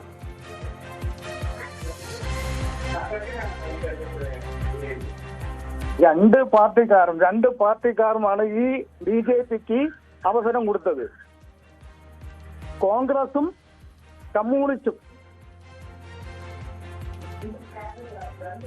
താങ്കളെ TV മ്യൂട്ട് ചെയ്തിട്ട് വേണം സംസാരിക്കാൻ, അതുകൊണ്ടാണ് താങ്കൾക്ക് ഈ തരത്തിൽ സംസാരിക്കാൻ കഴിയാത്തത്, നമുക്ക് കൃത്യമായി സംസാരിക്കാൻ കഴിയാത്തത്. മറ്റൊരു പ്രേക്ഷകരിലേക്ക് കൂടി പോകണം. ബൈജു ആണ് മലപ്പുറത്ത് നിന്നും. ശ്രീ ബൈജു, എനിക്ക് തോന്നുന്നു കേരളത്തിലെ ഏതെങ്കിലും ഒരു ജില്ലയിൽ മുൻ ഫലങ്ങളിൽ നിന്ന് കാര്യമായ മാറ്റമില്ലാത്ത ഒരു ജില്ലയുണ്ടെങ്കിൽ അത് മലപ്പുറമാണ്. മലപ്പുറത്ത് എങ്ങനെയാണോ ഈ ലീഗിൻ്റെ നേതൃത്വത്തിൽ UDF-ന് ആധിപത്യം ഉണ്ടായിരുന്നത് ആ ആധിപത്യം അപ്പടി തന്നെ നിലനിർത്താൻ മലപ്പുറത്തിന് കഴിഞ്ഞിട്ടുണ്ട്. മറ്റ് എല്ലാ ജില്ലകൾക്കും മുൻപുണ്ടായിരുന്ന ശക്തി ഉണ്ടായിരുന്ന പാർട്ടികൾക്കൊക്കെയും പലതരത്തിലുള്ള തിരിച്ചടി നേരിട്ടു, അല്ലെങ്കിൽ മറ്റ് എതിർ കക്ഷികൾക്ക് വലിയ മുന്നേറ്റമൊക്കെ ഏറെയും കുറഞ്ഞും ഉണ്ടാക്കാൻ കഴിഞ്ഞിട്ടുണ്ട്. പക്ഷേ മലപ്പുറത്തിന് ഒരു മാറ്റവുമില്ല. താങ്കൾ എങ്ങനെയാണ് മലപ്പുറത്തെയും കേരളത്തെയും ഈ തെരഞ്ഞെടുപ്പ് ഫലത്തെ വിലയിരുത്തുന്നത്? സാറേ, മലപ്പുറം എന്ന് പറഞ്ഞാല് മലപ്പുറം ജില്ലയിൽ പിന്നെ കാലാകാലങ്ങളിൽ ലീഗിന്റെ ഒരു സ്വാധീനമുള്ള മേഖലയാണ് സംഭവം. ആ സംഭവം സ്വാഭാവികമായിട്ട് ഇപ്പോഴും ആവർത്തിച്ചു എന്നുള്ളത് സത്യമാണ്. പക്ഷേ ഇവിടെ LDF-ന് പറ്റിയ പരാജയം എന്ന് പറഞ്ഞാല് ഞാൻ മനസ്സിലാക്കിയെടുത്തോളം പിന്നെ അവര് ഇപ്പം ഈ രാഹുൽ മാങ്കൂട്ടത്തിനെ അവര് പുറത്താക്കിയില്ലേ സംഭവത്തിൽ? ആ സമയത്ത് അതെ, ഓക്കെ. അവര് അതേമാതിരി ആ മുകേഷിനെയും മറ്റേ അവരെയൊക്കെ ആ കണ്ട നേരത്തെ തന്നെ ആ കാര്യങ്ങൾ കൈകാര്യം ചെയ്തിരുന്നെങ്കിൽ കുറച്ചും കൂടി അവർക്ക് ആ കാര്യത്തിൽ ഒന്നും കൂടി ഒന്ന് പ്രോഗ്രസീവ് ആകാറുണ്ട്. ഒന്നും ഡിഫെൻഡ് ആയിപ്പോ അത് അവർക്ക് പ്രതിരോധിക്കാൻ പറ്റുന്നില്ല, മറ്റുള്ളവരെ പുറത്താക്കാൻ പറ്റാത്തതിന്റെ പേരിൽ എന്നാണ് ഞാൻ മനസ്സിലാക്കിയെടുത്തോളം ഉള്ള കാര്യങ്ങൾ എന്നാണ് എനിക്ക് തോന്നുന്നത്. ആ കാര്യത്തിൽ അതും ഒരു പ്രധാനപ്പെട്ട വിഷയമാണ്. സ്വാഭാവികമായും രാഹുൽ മാങ്കൂട്ടത്തിനെതിരെ ഒരു വികാരം ഉയരുമ്പോൾ അതിനെ രാഷ്ട്രീയമായി ഉപയോഗിക്കുമ്പോൾ ആളുകൾ ചോദിക്കും, നിങ്ങളുടെ പാർട്ടിക്ക് ഇങ്ങനെ ആരോപണം വന്നപ്പോൾ നിങ്ങൾ എന്തു ചെയ്തു എന്നുള്ള ചോദ്യത്തിന് സ്വാഭാവികമായും ഇപ്പോൾ ചർച്ചയിലില്ലാത്തൊരു കാര്യം പെട്ടെന്ന് ചർച്ചയിലേക്ക് വരികയും അത് തിരിച്ചടിയാവുകയും ഒക്കെ ചെയ്തിട്ടുണ്ടാവും, സ്വാഭാവികമാണ്. അതെ അതെ അതെ, അതാണ് ഞാൻ മനസ്സിലാക്കിയെടുത്തോളം എന്റെ കാരണം. പ്രതിരോധിക്കാൻ പറ്റാത്തുണ്ടായി. പിന്നെ അതന്നെ ഏറ്റവും പ്രധാനമുള്ള കാരണം അത് തന്നെയാണ്. പിന്നെ സർക്കാരിന്റെ വികസന പ്രവർത്തനങ്ങളൊന്നും നിലവിൽ പിന്നെ ആളുകളുടെ ഇടയ്ക്ക് എത്തിപ്പെട്ടിട്ടില്ല എന്നാണ് തോന്നുന്നത്, മനസ്സിലാക്കിയെടുത്തോളം ഇപ്പൊ നിലവിൽ. ശരി, എന്തായാലും ശ്രീ ബിനു ആണ് ഗുജറാത്തിൽ നിന്നാണ് വിളിക്കുന്നത്. ശ്രീ ബിനു, താങ്കൾ സ്ഥിരമായി ഗുജറാത്തിൽ ദീർഘകാലമായി താമസിക്കുന്ന ആളാണോ? അതെ അതെ അതെ, ഞാൻ 25 വർഷമായി. ഓക്കെ, 4 നൂറ്റാണ്ട് കാലമായി ഗുജറാത്തിൽ താമസിക്കുന്ന താങ്കൾ കേരളത്തിൽ എവിടെയാണ്? ഗുജറാത്തിലെ ഞാൻ കേരളത്തിൽ പത്തനംതിട്ട മലയാളപ്പുഴ എന്ന് പറയും. മലയാളപ്പുഴ ദൂരത്തിലാണ്. ശരി, അപ്പോൾ താങ്കൾക്ക് പത്തനംതിട്ടയൊക്കെ റിസൾട്ട് കണ്ടു കാണുമല്ലോ. UDF വീണ്ടും വലിയ മുന്നേറ്റം ഉണ്ടാക്കിയ ജില്ല കൂടിയാണ് പത്തനംതിട്ട. എങ്ങനെ തോന്നുന്നു താങ്കൾക്ക് കേരളത്തിന്റെ ഒരു പൊതു തെരഞ്ഞെടുപ്പ് ചിത്രത്തെ? കേരളത്തിന്റെ പൊതു തെരഞ്ഞെടുപ്പ് ചിത്രം എന്ന് പറഞ്ഞാൽ ഇപ്പൊ അർഹിക്കുന്ന ഒരു ഇത് അവർ വാങ്ങിയെന്ന് മാത്രമേ എനിക്ക് പറയാനുള്ളൂ. അവര് ശരിക്കും അർഹിക്കുന്ന ഒരു തോൽവിയാണ് ഈ LDF അത് അവർ ഏറ്റുവാങ്ങിയേക്കുന്നത്. ഇന്നിപ്പോ ഒരു പ്രതികരണം വന്നു, MM മണിയുടെ ഒരു പ്രതികരണം, നിങ്ങളൊക്കെ കണ്ടു കാണുമായിരിക്കും. അത് ഞങ്ങൾ എല്ലാവർക്കും എല്ലാം കൊടുത്തു, എന്നിട്ട് ഞങ്ങളോട് ഇത് ചെയ്തു, ഞങ്ങൾ പൈസ കൊടുത്തു, പെൻഷൻ കൊടുത്തു. ഇതൊന്നും അവരുടെ കയ്യിൽ നിന്ന് എടുത്ത് കൊടുത്ത കാര്യങ്ങളൊന്നുമല്ല. പൊതുജനത്തിന്റെ പൈസ എടുത്തിട്ട് അവർക്ക് കൊടുത്തതാണ്. അതിനും ഇങ്ങനെ ഈ രീതിയിലൊരു ബൈഫർക്കേഷൻ അവരുണ്ടാക്കിയാൽ അവരുടെ ആ മെന്റാലിറ്റി ഒന്ന് ആലോചിച്ച് നോക്ക് എന്തായിരിക്കുമെന്ന്. അപ്പൊ അത്രയ്ക്കും അതപ്പതിച്ചു പോയി. ആ ഒരു കാര്യമാണ് അവര് പൊതുജനങ്ങളുടെ മുമ്പിലോട്ട് വെക്കുന്നത്. ഇത് കേൾക്കുന്ന മനുഷ്യര് അവരെന്തായിരിക്കും ചിന്തിക്കുന്നത്? ഇപ്പൊ ഈ 4 മാസം കഴിയുമ്പോ ഇനി അവരെ ഒരു പൊതു തെരഞ്ഞെടുപ്പിനെ നേരിടാനുള്ള ആളുകളാണ്. അപ്പൊ ഇങ്ങനെയുള്ള കമന്റ്സുകൾ, ഇങ്ങനെയുള്ള ഈ ഒരു കമന്റ്സ് അവർക്ക് നാളെ ഇതിൽ കൂടുതൽ അവർക്ക് താഴേക്ക് പോകാനേ അവരെ സഹായിക്കത്തുള്ളൂ. ഇത് ഒരു തരത്തിലും അവരെ മുന്നോട്ട് പോകാൻ സഹായിക്കുമെന്ന് എനിക്ക് തോന്നുന്നില്ല. അവരുടെ മനസ്സിന്റെ ഉള്ളിലുള്ള കാര്യങ്ങളാണ് ഇങ്ങനെ പുറത്തോട്ട് വന്നുകൊണ്ടിരിക്കുന്നത്. ശരി, അത് ആ ഒരു കമന്റ് സ്വാഭാവികമായും ഇനി അടക്കം ചർച്ച ചെയ്യാൻ പോകുന്ന ഒരു കമന്റ് തന്നെയാണ്. സർക്കാർ ഒരു ജനത്തിന് ഒരു ക്ഷേമപദ്ധതി നടപ്പാക്കുമ്പോൾ ആ ക്ഷേമപദ്ധതിക്ക് വേണ്ടി മറിച്ച് നിങ്ങൾ വോട്ട് തരണം എന്ന് കരുതിയാണ് നടപ്പാക്കുന്നതെന്ന് വരുമ്പോൾ സ്വാഭാവികമായും അത്തരം ചർച്ചകളൊക്കെ വരും. മറ്റൊരു പ്രേക്ഷകൻ കൂടിയുണ്ട്, ശ്രീ ദാസനാണ്, പത്തനംതിട്ടയിൽ നിന്നാണ്. ശ്രീ ദാസൻ, താങ്കളുടെ പേര് എങ്ങനെ കൃത്യമായി പറയാമോ? ആഷാദാണോ? താങ്കൾ പറഞ്ഞോളൂ, പേര് പറഞ്ഞിട്ട് പറഞ്ഞോളൂ. പറഞ്ഞോളൂ. ശരി, ഞാൻ ചോദിച്ചത് നിങ്ങൾ പിണറായി വിജയനെ പറ്റി എന്താണ് കരുതിയിരിക്കുന്നത്? ഇപ്പൊ ഞാൻ പിണറായി വിജയനെ കുറിച്ച് എന്ത് കരുതുന്നു അറിയാൻ വേണ്ടിയാണോ താങ്കൾ വിളിച്ചത്? ഒന്നുമില്ല, ഇതിനിടെ കഴിഞ്ഞ തെരഞ്ഞെടുപ്പ് വന്നപ്പോ ED വന്നു, കേന്ദ്രത്തിൽ നിന്ന് പല ഏജൻസികളും വന്നു. തൃശ്ശൂർ സീറ്റ് BJP കൊടുത്തോടെ ആ വിഷയം അവസാനിച്ചു. ഇപ്പം ഈ വിഷയം ഞാൻ പറഞ്ഞോട്ടെ, ഈ വിഷയം ഇപ്പം തിരുവനന്തപുരം കോർപ്പറേഷൻ BJP കൊടുത്തോടെ ആ വിഷയം അവസാനിക്കും. ഇത്രയേ ഉള്ളൂ.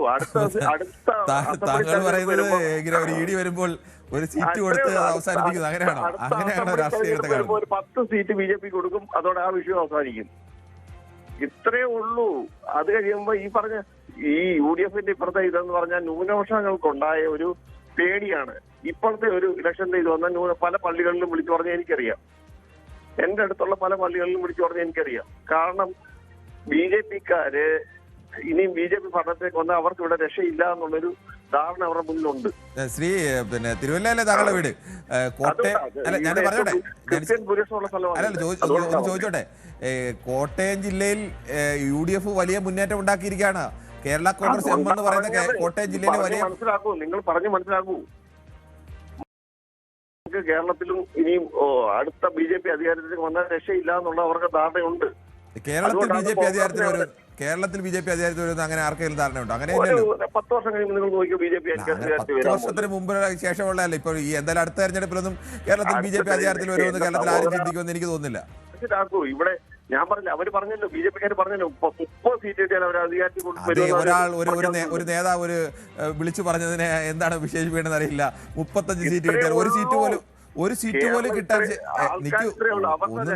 ഒരു സീറ്റ് പോലും മേടിച്ചു കൊടുക്കാൻ കഴിയാത്ത ഒരു പ്രസിഡന്റ് 35 സീറ്റ് കിട്ടിയാൽ ഞാനിവിടെ അധികാരം പിടിക്കുമെന്നൊക്കെ പറയുന്നതിനെ സാധാരണഗതിയിൽ എങ്ങനെയാണ് വിശേഷിപ്പിക്കുന്നത് ഞാൻ പറയുന്നില്ല. അതിന് ആ ഗൗരവത്തിലെ കേരളം കാണുന്നുള്ളൂ. അതല്ലല്ലോ താങ്കൾ പറഞ്ഞത്. ഈ കേരളത്തിൽ അധികാരത്തിൽ വരും എന്ന് പറയുന്നത് കേരളത്തിൽ BJP ജയിക്കില്ല എന്നല്ലല്ലോ പറഞ്ഞത്. അധികാരത്തിൽ വരും എന്നൊരു ഭയം തൽക്കാലം എന്തായാലും കേരളത്തിൽ അങ്ങനെ ഏതെങ്കിലും ന്യൂനപക്ഷത്തിനോ കടുത്ത BJP വിരോധികൾക്കോ ഇല്ലല്ലോ. എന്റെ നാട്ടുകാർക്കുണ്ട്. അതെങ്ങനെയാണ്? ഞാൻ പത്തനംതിട്ടയുള്ള ആളായതുകൊണ്ട് എനിക്കുണ്ട്, എന്റെ നാട്ടുകാർക്കുണ്ട്, എന്റെ കോട്ടയംകാർക്കുണ്ട്, ഈ പറഞ്ഞ എറണാകുളംകാർക്കുണ്ട്, എല്ലാവർക്കും ഉണ്ട്. അപ്പൊ താങ്കൾ പറയുന്നത് ഇതിനകത്ത് ഇപ്പൊ ഈ കേരളത്തിൽ LDF തോക്കാനും UDF ജയിക്കാനും ഒക്കെ ഇതുമായിട്ട് എന്തുവാണ് ബന്ധം? ഈ രണ്ട് കൂട്ടരും എന്തായാലും BJP അതിശക്തമായി എതിർക്കുന്ന ആളുകളാണല്ലോ. ആര് എതിർക്കുന്നു? ഇടതുപക്ഷം എതിർക്കുന്നുണ്ടോ? ഇടതുപക്ഷം എതിർക്കുന്നില്ലേ? എവിടെ എതിർക്കുന്നു? പിന്നെ ഇടതുപക്ഷമാണോ സഹായിക്കുന്നത് BJP? എന്റെ സഹോദര, നിങ്ങള് ഈ അധികാരം കഴിച്ചല്ലേ പോകുന്നത്. ഞാനും അരിയാഹാരമാണ് കഴിക്കുന്നത്, താങ്കളും അരിയാഹാരമാണ് കഴിക്കുന്നത്. കേരളത്തിൽ എന്താ ശ്രീദാസൻ ഇല്ലെങ്കിൽ ഞാൻ ചോദിക്കട്ടെ, ചുമ്മാ ഒരു സുപ്രഭാതത്തിൽ ഇത്രയും ഈ LDF-നും CPM-നും LDF-നും ഭൂരിപക്ഷമുള്ള സ്ഥലത്തും കോൺഗ്രസിന് ഭൂരിപക്ഷമുള്ള സ്ഥലത്തും BJP വളർന്നു വന്നുകൊണ്ടിരിക്കും. കൊല്ലം കോർപ്പറേഷൻ എത്ര സീറ്റ് കിട്ടി? ഞാൻ ചോദിക്കട്ടെ ഒരു സംശയം. BJP-ക്ക് എത്ര സീറ്റ് കിട്ടി കൊല്ലം കോർപ്പറേഷൻ? ഞാനൊന്ന് പറഞ്ഞോട്ടെ. BJP-ക്ക് കഴിഞ്ഞ കുറച്ചു കാലമായി BJP-ക്ക് കേരളത്തിൽ വളർച്ചയുണ്ട്, അതൊരു യാഥാർത്ഥ്യമാണ്. അതിനപ്പുറത്തേക്ക് കേരളത്തിൽ ഇപ്പോൾ ഉണ്ടായിരിക്കുന്നത് LDF-ന്റെ വോട്ട് ചോർന്നു, അത് പോയത് BJP-യിലേക്കല്ല, അത് പോയത് UDF-ലേക്കാണ്. അങ്ങനെ കേരളത്തിൽ LDF UDF എങ്ങനെയാണ് ജയിച്ചത്? UDF എങ്ങനെയാണ് ജയിച്ചത്? പിന്നെ UDF-ന് എല്ലായിടത്തും UDF-ന് വോട്ടുണ്ട്.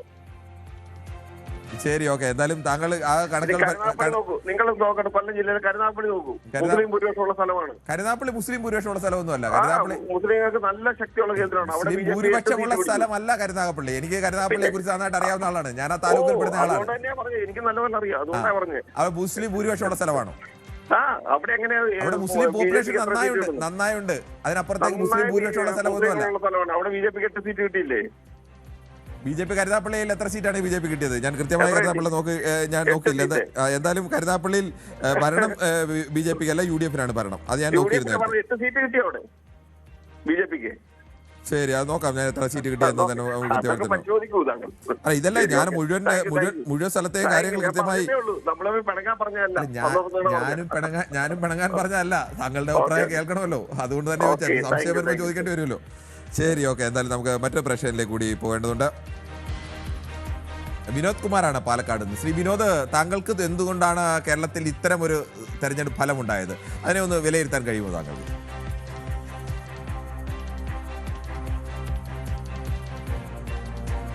രുക്മിണിയാണ് പാലക്കാട് നിന്നും. ശ്രീമതി രുക്മിണി, താങ്കൾ പാലക്കാട് കോർപ്പറേഷൻ മുനിസിപ്പാലിറ്റിയിൽ പെടുന്ന ആളാണോ അതോ അതിന് പുറത്ത് ആണോ താമസം? എവിടെയാണ് പാലക്കാട്? മുനിസിപ്പാലിറ്റിയിലാണ്. താങ്കൾക്ക് മുനിസിപ്പാലിറ്റിയാണ്. ഞാൻ വോട്ട് ചെയ്യാൻ തുടങ്ങിയ കാലം, എനിക്ക് 55 വയസ്സായി. ഈ വോട്ട് ചെയ്യാൻ തുടങ്ങിയ കാലം മുതൽ മാർക്സിസ്റ്റിൽ വോട്ട് ചെയ്ത ആളാണ് ഞാൻ. പക്ഷെ ഇപ്പൊ പോലും ഞാൻ പോയിട്ട് മാർക്സിസ്റ്റിന് വോട്ട് ചെയ്തിട്ട് വന്നാണ്. ഇപ്പൊ ഈ തോൽവി കാണുമ്പോ അഹങ്കാരത്തിന് കിട്ടിയ ശിക്ഷയാണിത്. പറയട്ടെ, എന്റെ കുടുംബത്തിൽ എല്ലാവരും, ഭർത്താവായാലും മക്കളായാലും എല്ലാവരും ഈ മാർക്സിസ്റ്റിന് വോട്ട് ചെയ്യുന്ന ആൾക്കാരാണ്. പക്ഷെ ഇപ്രാവശ്യം ചെയ്തിട്ട് വന്നത് പോലെയാണ്, നമ്മൾ മാറ്റി കുത്തിയിട്ടില്ല. പക്ഷെ ഇപ്പോഴത്തെ ഇത് അഹങ്കാരത്തിനുള്ള ശിക്ഷയാണ്. താഴെ തട്ടിൽ നിന്ന് മേലെ തട്ടിൽ വരെയുള്ള എല്ലാ നേതാക്കൾക്കും അവരുടെ മുഖത്തൊരു അഹങ്കാരമുണ്ട്, ഒരു ദയാദാക്ഷിണ്യമില്ല. ഒരു പാവപ്പെട്ട ആർക്ക് എന്ത് സംഭവിച്ചാലും അവർക്ക് ഞാനെന്നൊരു ഭാവം. ഇവരിലേക്ക് ആരും ആക്കുന്നതാരാ? നമ്മൾ സാധാരണക്കാരല്ലേ, നമ്മുടെ വോട്ടല്ലേ ഇവരിനെ ആക്കുന്നത്. പക്ഷെ ഇവർക്ക് അഹങ്കാരമാ. കിട്ടിക്കഴിഞ്ഞാൽ പിന്നെ എല്ലാം കഴിഞ്ഞു. അനുഭവിക്കുമ്പോഴേ അറിയുള്ളൂ ഇവരെല്ലാം. ഹലോ, കേൾക്കാം പറഞ്ഞോളൂ. താങ്കളുടെ ഒരു വേദനയെ ഞാൻ പറയുന്നത് മനസ്സിലാവുന്നുണ്ട്, താങ്കളുടെ ശബ്ദത്തിൽ തന്നെ അത് വളരെ വ്യക്തമാണ്. എന്താന്ന് പറഞ്ഞ വേദനയാ ഞാൻ പറയുന്നത്. നമ്മൾക്ക് എന്തെങ്കിലും വോട്ട് കിട്ടിക്കഴിഞ്ഞാൽ, ജയിച്ചു കഴിഞ്ഞാൽ പിന്നെ അവരുടെ അടുത്ത് പോയാൽ അവര് കണ്ണിന്റെ മൊഴി അവർക്ക് പൊങ്ങൂല. പിന്നെ അവരവിടുത്തെ രാജാക്കന്മാരാ. പിന്നെ ഈ വോട്ട് ചെയ്ത ആൾക്കാരൊക്കെ എന്താ? ഈ പാവങ്ങളുടെ വോട്ട് കിട്ടിയിട്ട് വേണ്ട ഇവർക്ക് വലിയ ആളാവാൻ. അതവര് മനസ്സിലാക്കുന്നില്ല. എന്ത് ചെയ്യാനും അവർക്ക് മടിയില്ല, എന്ത് ടെറിഗേഡ് ചെയ്യാനും മടിയില്ല. ഞാനൊരു കമ്മ്യൂണിസ്റ്റുകാരിയാണ്, എനിക്കിത് പറയേണ്ടി വന്നു. എന്താന്ന് വെച്ചാ എന്റെ അനുഭവം വെച്ചിട്ടും ഇപ്പൊ നമ്മൾ ഈ ന്യൂസിലും എല്ലാം നമ്മൾ കാണുന്നല്ലേ, കാര്യങ്ങളെല്ലാം നമ്മൾ കാണുന്നല്ലേ. അതുകൊണ്ട് എനിക്ക് പറയേണ്ടി വന്നത് രണ്ടു പേർക്ക് പറയാൻ വേണ്ടിട്ട് ഞാൻ വിളിച്ചതാ. എനിക്ക് പറയാതെ സഹിക്കാൻ പറ്റുന്നില്ല. അങ്ങനെ തന്നെ ഏത് പാർട്ടിക്കാർക്കായാലും സ്വാഭാവികമായി ഓരോ പാർട്ടിക്കാർക്കും എനിക്ക് സഹിക്കാൻ പറ്റുന്നില്ല. എന്നിട്ട് ഈ റിസൾട്ട് വന്നപ്പോഴില്ലേ എനിക്ക് സഹിക്കാൻ പറ്റില്ല. ഇവർക്ക് ഇത് കിട്ടേണ്ടതായിരുന്നു എന്ന് എനിക്ക് 100% ഇവർക്കിത് കിട്ടണം എന്ന് തന്നെയാണ് എനിക്ക് പറയാനുള്ളത്. ശരി, താങ്കളുടെ അഭിപ്രായം വളരെ വ്യക്തമാണ്. നമുക്ക് മുമ്പ് ഒരു പ്രശ്നം കരുനാഗപ്പള്ളിയിലെ റിസൾട്ടിനെ കുറിച്ച് പറഞ്ഞിരുന്നു. മുഴുവൻ സ്ഥലത്തെ റിസൾട്ട് ഓർമ്മയിൽ നിന്ന് എടുത്ത് പറയുക എന്നുള്ളത് പ്രയാസമാണ്, നമ്മുടെ സ്ക്രീനിൽ വന്നത് നോക്കി പറയാൻ. അതുകൊണ്ടാണ് കരുനാഗപ്പള്ളിയിൽ ഉള്ളത് UDF-ന് 19 സീറ്റും LDF-ന് 12 സീറ്റും NDA-ക്ക് 6 സീറ്റുമാണ് കരുനാഗപ്പള്ളിയിൽ ഉണ്ടായിരുന്നത്. അദ്ദേഹം മുമ്പേ പറഞ്ഞ കണക്ക് ഇത്തിരി കൂട്ടിയ കണക്കായിരുന്നു NDA കുറിച്ച് പറഞ്ഞത്. പക്ഷേ അത് കൃത്യമായ കണക്കെടുത്തതിന് ശേഷമാണ് ഇപ്പോൾ പറയുന്നത് 19, 12, 6 എന്നുള്ളതാണ് ഉണ്ടായിരുന്നത്. നമുക്ക് അടുത്ത മറ്റൊരു പ്രശ്നത്തിലേക്ക് കൂടി പോകേണ്ടതുണ്ട്. തങ്കച്ചനാണ് കോട്ടയത്ത് നിന്നും. ശ്രീ തങ്കച്ചൻ, താങ്കൾ എങ്ങനെ കാണുന്നു ഇപ്പോൾ ഈ ഒരു ഫലം ഉണ്ടായതിനെ? നമസ്കാരം സാർ. നമസ്കാരം. ഈ കോൺഗ്രസ്സുകാർ പറയുന്നത് പോലെ അതൊരു നേട്ടമായിട്ട് കോൺഗ്രസിനെ കാണാൻ കഴിയില്ല. കാരണം ഈ സർക്കാരിൽ വെറുപ്പ് ജനങ്ങൾ പ്രകടിപ്പിക്കുന്ന മാത്രമേ എനിക്കത് കാണാൻ കഴിയുള്ളൂ. അതായത് കോൺഗ്രസ് നേട്ടമായിട്ടോ അല്ല കോൺഗ്രസിന്റെ പ്രവർത്തന മേഖല ഉചിതമായി പ്രവർത്തിക്കുന്ന ഒരു നേട്ടം ഉണ്ടാക്കാൻ കഴിഞ്ഞതല്ല കോൺഗ്രസ്. ഇത് സർക്കാരിനോടുള്ള വെല്ലുവിളി ജനങ്ങൾ കോൺഗ്രസിലേക്ക് പ്രകടിപ്പിച്ചു. ഇത് ചിലപ്പം അടുത്ത തെരഞ്ഞെടുപ്പിലേക്ക് പ്രകടിപ്പിക്കാൻ ആദ്യമുള്ള സാഹചര്യത്തിലേക്ക് വരുന്നതാണെന്ന് എനിക്ക് തോന്നുന്നു. അല്ലാതെ കോൺഗ്രസ്സുകാർ ഇവിടെ കിടന്ന് എപ്പോഴും പറയുന്നുണ്ട്, ഷാഫി പറമ്പിലൊക്കെയാണ് നേട്ടങ്ങളെ കുറിച്ച് പറയും. കോൺഗ്രസ്സുകാർ എന്താ നേട്ടങ്ങൾ ചെയ്ത്? ഒരു നേട്ടങ്ങളും ഉണ്ടായിട്ടില്ല. ഇവരിൽ വെറുപ്പ് ജനങ്ങൾ പ്രകടിപ്പിച്ചതാണ് ഈ ഇത്രയും കൂടുതലൊരു വളരെ വ്യക്തമാണ്. ഇത് കോൺഗ്രസിന് അനുകൂലമായ ഒരു വോട്ടല്ല ഇത് വന്നിരിക്കുന്നത്, ഈ സർക്കാരിന് വിരുദ്ധമായ ഒരു വോട്ടാണ് എന്നാണ് അദ്ദേഹം അഭിപ്രായപ്പെട്ടിരിക്കുന്നത്. നമുക്ക് മറ്റു പ്രേക്ഷകരുണ്ട്. ശ്രീ മജീദാണ്, മഞ്ചേരിയിൽ നിന്നാണ് വിളിക്കുന്നത്. ശ്രീ മജീദ്, താങ്കൾ എങ്ങനെയാണ് ഈ ഇപ്പോൾ എനിക്ക് തോന്നുന്നു താങ്കളുടെ ജില്ല മാത്രമേ ഉള്ളൂ, മുൻ തവണ എങ്ങനെ പ്രതികരിച്ചോ ആ മട്ടിൽ തന്നെ പ്രതികരിച്ചു, ബാക്കി ജില്ലകളുടെ എല്ലാം ഫലത്തിൽ ഏറ്റക്കുറച്ചിലുകളോ അട്ടിമറികളോ ഒക്കെ ഉണ്ടായിട്ടുണ്ട്. എങ്ങനെയാണ് കേരളത്തിന്റെ പൊതു ഫലത്തെ വിലയിരുത്തുന്നത്? ഞാനിത് മനസ്സിലാക്കുന്നത്, ഈ നേരത്തെ ഒരു 10 വർഷം മുമ്പ് കേരളത്തിൽ മുഖ്യമന്ത്രി ഉണ്ടായിരുന്നു ഉമ്മൻചാണ്ടി. അദ്ദേഹം ഒരു ജനസമ്പർക്ക പരിപാടി നടത്തി. അതില് അദ്ദേഹത്തിന് കണ്ണൂർ ജില്ലയിലെങ്ങാണ്ട് അദ്ദേഹത്തിന് ഏറ് കിട്ടി. നേരമറിച്ച് നമ്മുടെ പിണറായി വിജയൻ സഖാവ് ഈ കഴിഞ്ഞ ജനസമ്പർക്ക യാത്ര നടത്തി. അദ്ദേഹത്തിന്റെ മുന്നിലേക്ക് കറുത്ത ഡ്രസ് ഇട്ട് വന്ന് അദ്ദേഹത്തിനെതിരെ പ്രതിഷേധിച്ചവർക്കൊക്കെ അദ്ദേഹം ചെയ്തത് രക്ഷാപ്രവർത്തനം എന്ന് പറഞ്ഞിട്ട് ഹെൽമെറ്റ് കൊണ്ടും വലിയ വടി കൊണ്ടും തല അടിച്ചു പൊളിക്കുന്ന ഒരു അവസ്ഥ ജനങ്ങൾ കണ്ടു. കേരളത്തിലെ മുഴുവൻ ജനങ്ങള് മൊത്തത്തിൽ പത്രമാധ്യമങ്ങളുടെ നമ്മുടെ ന്യൂസ് 18 ചാനലുകളൊക്കെ വ്യക്തമായിട്ട് കാണണേ. എന്നിട്ട് അടിച്ച് തല പൊട്ടിച്ചിട്ട് ഒരു മുഖ്യമന്ത്രി തന്റെ വീടിന്റെ പിതാവ്, നമ്മുടെ കുടുംബത്തിന്റെ നാഥൻ പറയുന്നത് അത് രക്ഷാപ്രവർത്തനം നടത്തിയതാണ്. തല അടിച്ചു പൊട്ടിക്കലാണോ സർ രക്ഷാപ്രവർത്തനം? ഈ രക്ഷാപ്രവർത്തനത്തിനെതിരെ ജനങ്ങൾ നടത്തിയ രക്ഷാപ്രവർത്തനമാണ് ഈ പഞ്ചായത്ത് തെരഞ്ഞെടുപ്പിലുള്ള ഈ വോട്ടിലൂടെ പ്രതികരിച്ചതെന്നാണ് എനിക്ക് വളരെ വ്യക്തമായിട്ട് പറയാനുള്ളത്.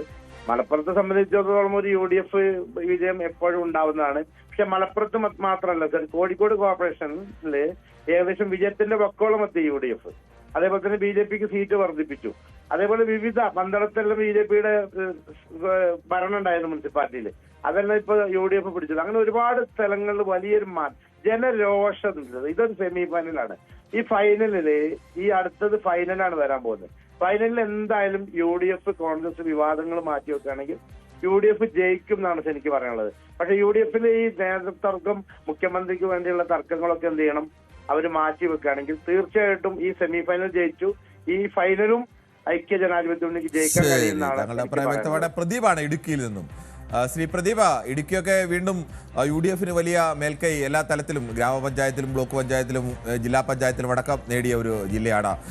ഇപ്പോഴത്തെ ഈ ഫലത്തെ കഴിഞ്ഞ ദിവസം വരെ മുഖ്യമന്ത്രി അടക്കം വളരെ ആത്മവിശ്വാസത്തോടു കൂടിയാണ് നേരിട്ടിരുന്നത്, ഞങ്ങൾക്ക് അനുകൂലമായ ഒരു ഫലം ഉണ്ടാകുമെന്ന്. എന്തുകൊണ്ടാവും കേരളത്തിന്റെ ഫലം ഈ മട്ടിൽ ഉണ്ടായത്? നല്ല ഭരണമായത് കൊണ്ടായിരിക്കും. അതല്ല ഇപ്പൊ ഇടുക്കി തൊടുപുഴയൊക്കെ തന്നെ ഇപ്പൊ UDF ആയി. നേരത്തെ തൂക്കുമന്ത്രിസഭയിലായിരുന്നു. NDAക്കും കുറച്ച് സീറ്റ് കിട്ടി. പിന്നെ കുറച്ചു മുമ്പ് ഒരാൾ പറഞ്ഞിട്ട് മറിച്ച് വോട്ട് കൊടുത്തു. അങ്ങനെയൊന്നും ആൾക്കാർ വോട്ട് ചെയ്യുമോ? വോട്ട് എങ്ങനെ മറിച്ചു? ഞാൻ ചെയ്യുമോ വോട്ട്? അവിടെ ചെയ്താൽ മതി പറഞ്ഞു. ഞങ്ങളൊക്കെ ചുമ്മാ പറഞ്ഞത് നിഷ്പക്ഷമായിട്ടുള്ള വോട്ടാണ് ചെയ്യണം. അവർക്ക് ഇഷ്ടമുള്ളത് അവർ ചെയ്യും. അല്ലാണ്ട് ഒരു പാർട്ടിക്കാരൻ വിചാരിച്ചാൽ വേറൊരാൾക്ക് വോട്ട് ചെയ്യാൻ പറ്റുമോ? അങ്ങനെ ഒന്നും ആരും ചെയ്യില്ല. അങ്ങനെ ജയിച്ച് നടക്കൂല. ഞാൻ നോക്കിയിട്ട് നടക്കുക. എന്നോട് പറഞ്ഞിട്ട് ഞാൻ ചെയ്യില്ല. ഇവിടെ ആര് പറഞ്ഞിട്ട് ആരും ചെയ്യൂല. അങ്ങനെ അത് ഓരോരുത്തർ ചെയ്യുന്നതിന്റെ ഫലം അനുഭവിച്ചുകൊണ്ടിരിക്കുന്നത് കണ്ടില്ലേ? തിരുവനന്തപുരം മൊത്തം പോയില്ലേ? പലയിടത്തും UDFും BJPയും കയറി എല്ലായിടത്തും. ഇപ്പൊ നിയമസഭാ ഇലക്ഷൻ വരുമ്പോഴും അങ്ങനെ നോക്കിയാല് അടുത്ത ഇലക്ഷൻ വരുമ്പോൾ നോക്കി അതും പോവും. അതാണ് സംഭവം. പരിപാടിയൊക്കെയാണ്. തൃശ്ശൂരിൽ നിന്നാണ് വിളിക്കുന്നത്. ശ്രീ ജിതോഷ്, താങ്കൾ ജിതോഷ് തൃശ്ശൂർ എവിടെയാണ്?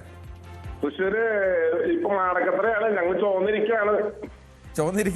തൃശ്ശൂർ ജില്ലയാണ് യഥാർത്ഥത്തിൽ ഇവിടെ നിന്ന് വരുമ്പോൾ തിരുവനന്തപുരത്ത് ഇങ്ങനെ അറ്റം കഴിഞ്ഞാൽ, തിരുവനന്തപുരം, കൊല്ലം, ആലപ്പുഴയൊക്കെ കഴിഞ്ഞാൽ പിന്നീട് ഇടതുപക്ഷത്തിന് എന്തെങ്കിലും ഒരു അവകാശപ്പെടാൻ ഉള്ള ഒരു ജില്ല. എന്തുകൊണ്ടാണ് ഇടതുപക്ഷത്തിന് ഇങ്ങനെ ഒരു തിരിച്ചടി കേരളത്തിൽ ഉണ്ടായത്? അതെ അല്ല സാറേ, തൃശ്ശൂർ ഒരു തരി എന്ന് പറഞ്ഞത് ഒരു തരി നാടകത്രയിൽ മാത്രമായിട്ട് ഒതുങ്ങി നിൽക്കാണ്. പറഞ്ഞോളൂ താങ്കൾ. അതിപ്പോ എന്താണെന്ന് പറഞ്ഞു കഴിഞ്ഞാല്, ഇപ്പൊ ഞാനിപ്പോ ഒരു ഇടത് പ്രവർത്തകനും സഹയാത്രികനും അതുപോലെ തന്നെ ജീവനക്കാരനൊക്കെ തന്നെയാണ്. ഈ രണ്ടാമത്തെ മരണം നമ്മുടെ യൂണിറ്റ് സ്ഥലം തൊട്ട് മുകളിലുള്ളവർക്ക് വരെ ഒരു തലക്കരം ബാധിച്ചു എന്നാണ് പൊതുവെ ഉള്ളൊരു സംസാരം. അതിന്റെ ഒരു ഇതാണ് വന്നുകൊണ്ടിരിക്കുന്നത്. ഇപ്പോ പല മുതിർന്ന നേതാക്കളും ഓരോ പ്രസ്താവന ഇറക്കുമ്പോ അത് എത്രത്തോളം ജനങ്ങൾക്ക് മാനസികമായി വേദന ഉണ്ടാക്കും. നമ്മൾ കൊടുക്കുന്ന സാധനങ്ങള് അവരത് അംഗീകരിക്കുമ്പോ അവർക്ക് അത് പിന്നീട് ഉണ്ടാവുന്ന ഓരോ വാചകങ്ങളും മുതിർന്ന ആൾക്കാരുടെ ഭാഗത്ത് ഉണ്ടാകുമ്പോ അത് കൊടുക്കണതിൽ ഒരു കാര്യജാതയായി വരുന്നുണ്ട്. അതുപോലെ ജീവനക്കാരുടെ കാര്യത്ത് ഭയങ്കരമായിട്ട് പ്രശ്നമാണ് വന്നുകൊണ്ടിരിക്കുന്നത്. ജീവനക്കാര് എല്ലാവരും വളരെ ബുദ്ധിമുട്ടിലാണ്. അവരുടെ ആയാലും മറ്റുള്ള കാര്യങ്ങളായാലും അവരെ മുഖവിലക്കെടുക്കുന്നില്ല. പങ്കാളിത്ത പെൻഷൻ പോലുള്ള ജീവനക്കാർ വളരെയധികം പ്രശ്നങ്ങളാണ് നേരിട്ടുകൊണ്ടിരിക്കുന്നത്. അവര് ഇത് പറയുന്നുണ്ട് എങ്കിലും കൂടിയിട്ട് ഇത് അവരുടെ കാര്യങ്ങളൊന്നും ചെവി കൊള്ളുന്നില്ല. അവരൊന്നും ഒരു അടുത്ത വോട്ടിന്റെ അവകാശികളായിട്ട് വരുന്നില്ല. അത് അവരെ മാറ്റി നിർത്തിയിട്ടാണ് സർക്കാർ മുന്നോട്ട് പോയിക്കൊണ്ടിരിക്കുന്നത്. ശരി, ജോൺ മാത്യു ആണ് എറണാകുളത്ത് നിന്നാണ് വിളിക്കുന്നത്. ശ്രീ ജോൺ മാത്യു, താങ്കൾ എറണാകുളത്ത് എവിടെയാണ്? ജോൺ മാത്യു കേൾക്കാമോ? ജോൺ മാത്യുവിന്റെ ടെലിഫോൺ കട്ട് ചെയ്യാൻ തോന്നുന്നു. ശ്രീ ഡേവിഡ് വിജയ് ആണ് പള്ളുരുത്തിയിൽ നിന്നും. ശ്രീ ഡേവിഡ് വിജയ്, താങ്കൾ എങ്ങനെയാണ് ഇപ്പോഴത്തെ ഈ തെരഞ്ഞെടുപ്പ് ഫലത്തെ വിലയിരുത്തുന്നത്? പൊളിറ്റിക്സ് ഒക്കെ ആഴത്തിൽ പരിശോധിക്കുകയും വിലയിരുത്തുകയൊക്കെ ചെയ്യുന്ന ആളാണ്. പറയൂ. ഏതായാലും ഞാൻ അങ്ങനെ ഷേക്സ്പിയർ പറഞ്ഞിട്ടുണ്ടോ എന്ന് എനിക്ക് അറിഞ്ഞുകൂടാ. കോൺഗ്രസിന്റെ വിജയം എന്ന് പറയുന്നതിനേക്കാളും കൂടുതൽ ഇത് അല്ല ഇടതുമുന്നേ അവരുടെ നേട്ടം എന്ന് പറഞ്ഞാൽ പണ്ട് ഷേക്സ്പിയർ പറഞ്ഞ കൂട്ടാണ്. When an old man marries a young lady, neighbors will enjoy. അതിപ്പോ ഇടതു മുന്നണിയെ ഒരു കാര്യപ്രാപ്തി ഇല്ലാത്ത ഒരു നിലയിൽ ലീഡ് ചെയ്തുകൊണ്ടിരിക്കുമ്പോൾ ഇത് സ്വാഭാവികമായിട്ടും പ്രതീക്ഷ പോലെയാണ് വരുന്നത്. കാരണം ആ കരുവന്നൂര്, ബാങ്ക്, തൃശ്ശൂരൊക്കെ UDF ഇങ്ങനെ കിട്ടും, ഇങ്ങനെ അടിച്ചു കയറുന്നു ഞാൻ പ്രതീക്ഷിച്ചിട്ടില്ല. 45 വർഷമായിരിക്കുന്ന കോഴിക്കോട് കോർപ്പറേഷൻ. അതുകൊണ്ട് ഇത് കാണുന്നവർക്ക് എല്ലാം വളരെ വിചിത്രമായിട്ടാണ് തോന്നുന്നത്. അല്ല, നേരത്തെ ഒരു ചങ്ങായി നിങ്ങളുടെ അടുത്ത് പറയുന്നതൊക്കെ എന്തോ എന്താണ് ഏതോ ഒരു സംഘടനയുടെ പേര് പറഞ്ഞിട്ട് അത് മതമൗലികവാദികൾ, ജമാഅത്തെ, അതുകൊണ്ടൊന്നും ഇത്ര വലിയ ഭൂരിപക്ഷം ഒന്നും കിട്ടില്ല. അത് ഒരിക്കലും ഉണ്ടാവില്ല. അത് ഒരു ന്യായീകരണം മാത്രമാണ്. ആ സംഘടനയ്ക്കൊക്കെ കേരളത്തിൽ അത്രയ്ക്ക് ശക്തി മാത്രമുള്ള സംഘടനയാണ്. ഞങ്ങളുടെ ഈ ഭാഗത്തൊക്കെ എന്താണോ ഒന്നുമില്ല. ഇവിടെ തോപ്പുംപടി ഭാഗത്തൊന്നും ഭൂരിപക്ഷ സ്ഥലങ്ങളിലും കേരളത്തിലെ മഹാഭൂരിപക്ഷ സ്ഥലങ്ങളിലും വിജയമോ പരാജയമോ നിർണ്ണയിക്കാൻ ശേഷിയുള്ള ഒരു സംഘടനയല്ല. പക്ഷെ ചില സ്ഥലങ്ങളിൽ അവർക്ക് അതൊക്കെ മര്യാദയ്ക്ക് പോയാൽ അവർക്ക് കൊള്ളാം. പിന്നെ വേറൊരു കാര്യം, BJP ഉയർത്തു വരേണ്ടത് ആവശ്യമാണ്. എന്തൊക്കെ ഫെഡറലിസം പറഞ്ഞാലും കേന്ദ്രത്തിലെ കക്ഷിക്ക് കുറച്ച് സീറ്റുകളും കുറച്ച് MLA സ്ഥാനങ്ങളും MP മാരെയൊക്കെ കൊടുത്താലേ നമുക്ക് എന്തെങ്കിലും പുരോഗതി ഉണ്ടാവും. അത് കാര്യത്തിൽ സംശയമില്ല. ഇപ്പൊ ട്രിവാൻഡ്രം എനിക്ക് വലിയ സന്തോഷമുണ്ട് BJPക്ക് കിട്ടിയതിൽ. അതുപോലെ തന്നെ മറ്റുള്ള സ്ഥലങ്ങളിലും ഒക്കെ ഒരു നല്ല പ്രബല കക്ഷി എന്നുള്ള നിലയ്ക്ക് അവർ വരണം. കാരണം കേന്ദ്രത്തിൽ എന്തായാലും എന്റെ നോട്ടത്തിൽ 10-25 വർഷത്തേക്ക് ഇനിയിപ്പം BJPക്ക് ഒരു ഓൾട്ടർനേറ്റീവ് അങ്ങനെ രാഷ്ട്രീയത്തിൽ അങ്ങനെ ഒരു കക്ഷിക്കും സ്ഥിരമായി എല്ലാ കാലവും ജയിക്കാമെന്നുള്ള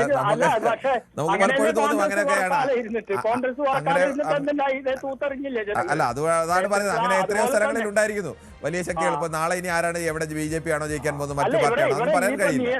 നിയമസഭയിലേക്ക് കോൺഗ്രസ് ജയിച്ചു കഴിഞ്ഞിട്ടുണ്ടെങ്കിലും സാമ്പത്തിക സ്ഥിതിയിൽ നമ്മളുടെ കാര്യത്തിൽ വലിയ കേമൊന്നും ഉണ്ടാവില്ല. കാരണം ഒന്നും കൂടി ഞെരുക്കും കേന്ദ്രം ഫണ്ടൊന്നും കൊടുക്കാതെ. ശരിയല്ലല്ലോ അങ്ങനെ ഫെഡറലിസം പറയുമ്പോൾ. അങ്ങനെ ഒരു സംസ്ഥാനത്തെ ഏത് പാർട്ടി ഭരിച്ചാലും അങ്ങനെ ഞെരുക്കുക എന്ന് പറയുന്നത് ഒരു ശരിയുള്ള നിലപാടല്ല. EMS നമ്പൂതിരിപ്പാട് ഇരിക്കുമ്പോ വരും ഞെരുക്കിയിട്ടുണ്ട് കോൺഗ്രസ്സുകാർ കേരളത്തെ ഇട്ടിട്ട്. അരി എവിടെ, തുണി എവിടെ, പറയൂ നമ്പൂതിരി എന്നും പറഞ്ഞുകൊണ്ട് അന്ന് KSUക്കാർ പിള്ളേരെ ഇറക്കിയിട്ട് ഈ ഉമ്മൻചാണ്ടിയും മറ്റവരും ഒക്കെ കൂടി. ഇപ്പൊ അതുപോലെ എന്തായാലും ഇത് ആര് വന്നാലും ഇത്രയൊക്കെ തന്നെയാണ്. നമ്മുടെ സംസ്ഥാനത്തിന്റെ കാര്യം വലിയ കഷ്ടമായിട്ടാണ്. ശരി, ഓക്കെ. താങ്കളുടെ അഭിപ്രായം എങ്ങനെയാണ്? ശ്രീ സന്തോഷാണ് ചെന്നൈയിൽ നിന്നാണ് വിളിക്കുന്നത്. ശ്രീ സന്തോഷ്, താങ്കൾ ചെന്നൈയിലിരുന്ന് എവിടെയാണ്? നാട്ടിലെവിടെയാണ്? നാട്ടില് ഞാൻ മാവേലിക്കരയാണ് സാർ. മാവേലിക്കരയാണ്. ഓക്കെ, മാവേലിക്കര ആരാണ് വിജയിച്ചത്? മാവേലിക്കര വള്ളികുന്ന് LDF പകുതി. ഞങ്ങൾ എന്റെ വള്ളികുന്നം വില്ലേജാണ്. LDF പകുതി ഉണ്ട്, UDF പകുതി ഉണ്ട്. അതുപോലെ തന്നെ LDFന് വലിയ മേൽക്കൈയുള്ള സ്ഥലമല്ലേ? LDFന് മേൽക്കൈയുള്ള സ്ഥലമാണ്. ശരി, സത്യം പറഞ്ഞാൽ എനിക്ക് ഒരൊറ്റ കാര്യം പറയാനുള്ളത്, LDFന്റെ ഈ ഒരു മണി എന്ന് പറഞ്ഞ ഒരു അപ്പച്ചൻ പറഞ്ഞ കേട്ടില്ലയോ, അവന്റെ വീട്ടിൽ നിന്ന് എടുത്താണോ കൊടുക്കുന്നത്? അവൻ പറഞ്ഞ എന്താണെന്നറിയാവോ? അവൻ എന്ന് പറയാതെ പറഞ്ഞോളൂ. നമ്മൾ ആ ഒരു പ്രായമായ ഒരാളെ നമ്മൾ പ്രയോഗിക്കുമ്പോൾ അവൻ എന്ന് ഉപയോഗിക്കണം. താങ്കൾ പറഞ്ഞോളൂ, അഭിപ്രായമൊക്കെ പറഞ്ഞു. ശരിയാ, എനിക്ക് അത്രയ്ക്കും ദേഷ്യമുണ്ട്. പുള്ളി പറഞ്ഞെന്ന് പറഞ്ഞ ഞങ്ങളുടെ സർക്കാർ കൊടുത്ത കണ്ടില്ലേ, അവന്മാരെടുത്ത് തിന്നിട്ട് ഞങ്ങൾക്ക് വോട്ട് കൊടുത്തില്ലെന്ന്. ഈ ഇദ്ദേഹത്തിന്റെ വിചാരം എന്ന് പറയുന്ന ഈ സർക്കാർ എന്ന് പറയുന്നത് ഇതാണ്. സർക്കാർ എന്ന് പറഞ്ഞ ഈ പുള്ളിയുടെ വകയാണോ? സർക്കാർ കൊടുക്കുമ്പോ പാവപ്പെട്ടവനെ സഹായിക്കേണ്ടപ്പോ സഹായിക്കണം, അവർക്ക് വേറെ എന്തെങ്കിലും ആവശ്യം ഉണ്ടെങ്കിൽ അത് ചെയ്യണം. എന്നിട്ട് ഈ പുള്ളി ഈ വർത്താനം പറയുന്ന ഈ മണിയപ്പൂട്ടുള്ള ഈ ഉള്ളവമ്മ ഇങ്ങനെയുള്ള കക്ഷികളുള്ളതുകൊണ്ടാണ് ഈ CPM ഇങ്ങനെ പോകുന്നത്. ഈ മണിയക്കൂട്ടുള്ള ഇങ്ങനെയുള്ള അഹങ്കാരികളായിട്ടുള്ള ആൾക്കാരെ ഒഴിവാക്കുക ഒന്നത്. പിന്നെ UDFന്റെ കാര്യത്തിൽ ഒന്ന് പറയാനുള്ളതെന്ന് പറയുന്നത് ഈ വോട്ട് ഇത്രയും കിട്ടിയല്ലോ എന്ന് പറഞ്ഞ് അവർ ഈ തമ്മിലടിക്കാൻ ശ്രമിക്കരുത്. തമ്മിലടിക്കാൻ ശ്രമിക്കാതെ ഈ LDFന്റെ കൂട്ട് ഏതെങ്കിലും ഒരു ടോപ്പിൽ നല്ലൊരു ഹൈറാർക്കി ഉള്ള നല്ലൊരു സെറ്റപ്പിൽ പോയിട്ട് അവര് നല്ലപോലെ ഭരണം കാഴ്ചവെച്ച് കഴിഞ്ഞാൽ വീണ്ടും UDFന് വരാൻ പറ്റും. പിന്നെ NDAയുടെ ഒരു കാര്യം കൂടെ പറയട്ടെ. ഈ NDA ചുമ്മാ ഈ കളിക്കുന്ന ഈ ലോകത്തുള്ളവരെല്ലാം ക്രിസ്ത്യാനിയെ, മുസ്ലിമിനെ, ഹിന്ദുവിനെ എല്ലാം ഇട്ട് അടുപ്പിച്ചിട്ട് ഈ പരിപാടി കാണിക്കുന്ന പറഞ്ഞാൽ അത് നമ്പർ 1 ഫ്രോഡ് പരിപാടിയാ. ഒന്നത് അവര് ചിലപ്പം മോദി അവിടെ വന്ന് ചിലപ്പം അവിടെ അത് തരാം ഇത് തരാന്ന് പറഞ്ഞു. പക്ഷെ ഈ അടുപ്പീര് നിർത്തിയിട്ട് നല്ല ഭരണം കാഴ്ചവെച്ച് കഴിഞ്ഞാൽ വളരെ നല്ലതായിരിക്കും. ഈ ഹിന്ദുവിനെ മുസ്ലിം എന്തിനാ ചുമ്മാ അടുപ്പിക്കുന്നത്? അല്ലാതെ നല്ല ഭരണം കാഴ്ചവെക്കുക, അതേ എനിക്ക് പറയാനുള്ളൂ. ശരി, താങ്കളുടെ അഭിപ്രായം വളരെ വ്യക്തമാണ്. പലപ്പോഴും കോൺഗ്രസിനെ പറ്റി പ്രതീക്ഷയുള്ള ആളുകൾ തന്നെ പറയുന്ന ഒരു കോമൺ അഭിപ്രായം നമ്മുടെ പ്രേക്ഷകർ തന്നെ കൂടുതൽ പറഞ്ഞത് ജയിച്ചാൽ കൊള്ളാം, പക്ഷേ ഇനി നാളെ മുതൽ നിങ്ങൾ അടി തുടങ്ങരുത് എന്നുള്ള മട്ടിൽ തന്നെയാണ്. ശ്രീ പ്രസന്നനാണ്, മാളയിൽ നിന്നാണ്. ശ്രീ പ്രസന്നൻ, താങ്കൾ എങ്ങനെയാണ് ഈ കേരളത്തിന്റെ ഇപ്പോഴത്തെ ഒരു തെരഞ്ഞെടുപ്പ് ഫലത്തെ വിലയിരുത്തുന്നത്? നമസ്കാരം സാർ. നമസ്കാരം, പറഞ്ഞോളൂ. 3 പോയിന്റ് പറയാം ഞാൻ. അതായത് ജനങ്ങളിലൊരു അതായത് നല്ലൊരു വിഭാഗം അന്ധമായിട്ട് വിശ്വസിക്കുന്നവരല്ലാതെയും കുറെ ഭാഗമുണ്ട്. അവരുടെ വോട്ടുകളാണ് ജയത്തിനെയും പരാജയത്തിനെയും നിർണ്ണയിക്കുന്നത് എന്നുള്ളൊരു അഭിപ്രായം എനിക്ക് നേരത്തെ ഉണ്ടായിരുന്നു.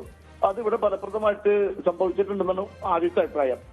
രണ്ടാമത്തെ അഭിപ്രായം എന്ന് പറഞ്ഞു കഴിഞ്ഞാല് ജനങ്ങൾ ഇപ്പൊ ഞാൻ പണ്ട് തൃശ്ശൂരിൽ നിന്ന് തിരുവനന്തപുരത്തേക്ക് പോയപ്പോ ഫാസ്റ്റ് പാസഞ്ചർ എന്നുള്ള പേര്, പക്ഷേ വണ്ടി മോശം, ഡ്രൈവറും മോശം.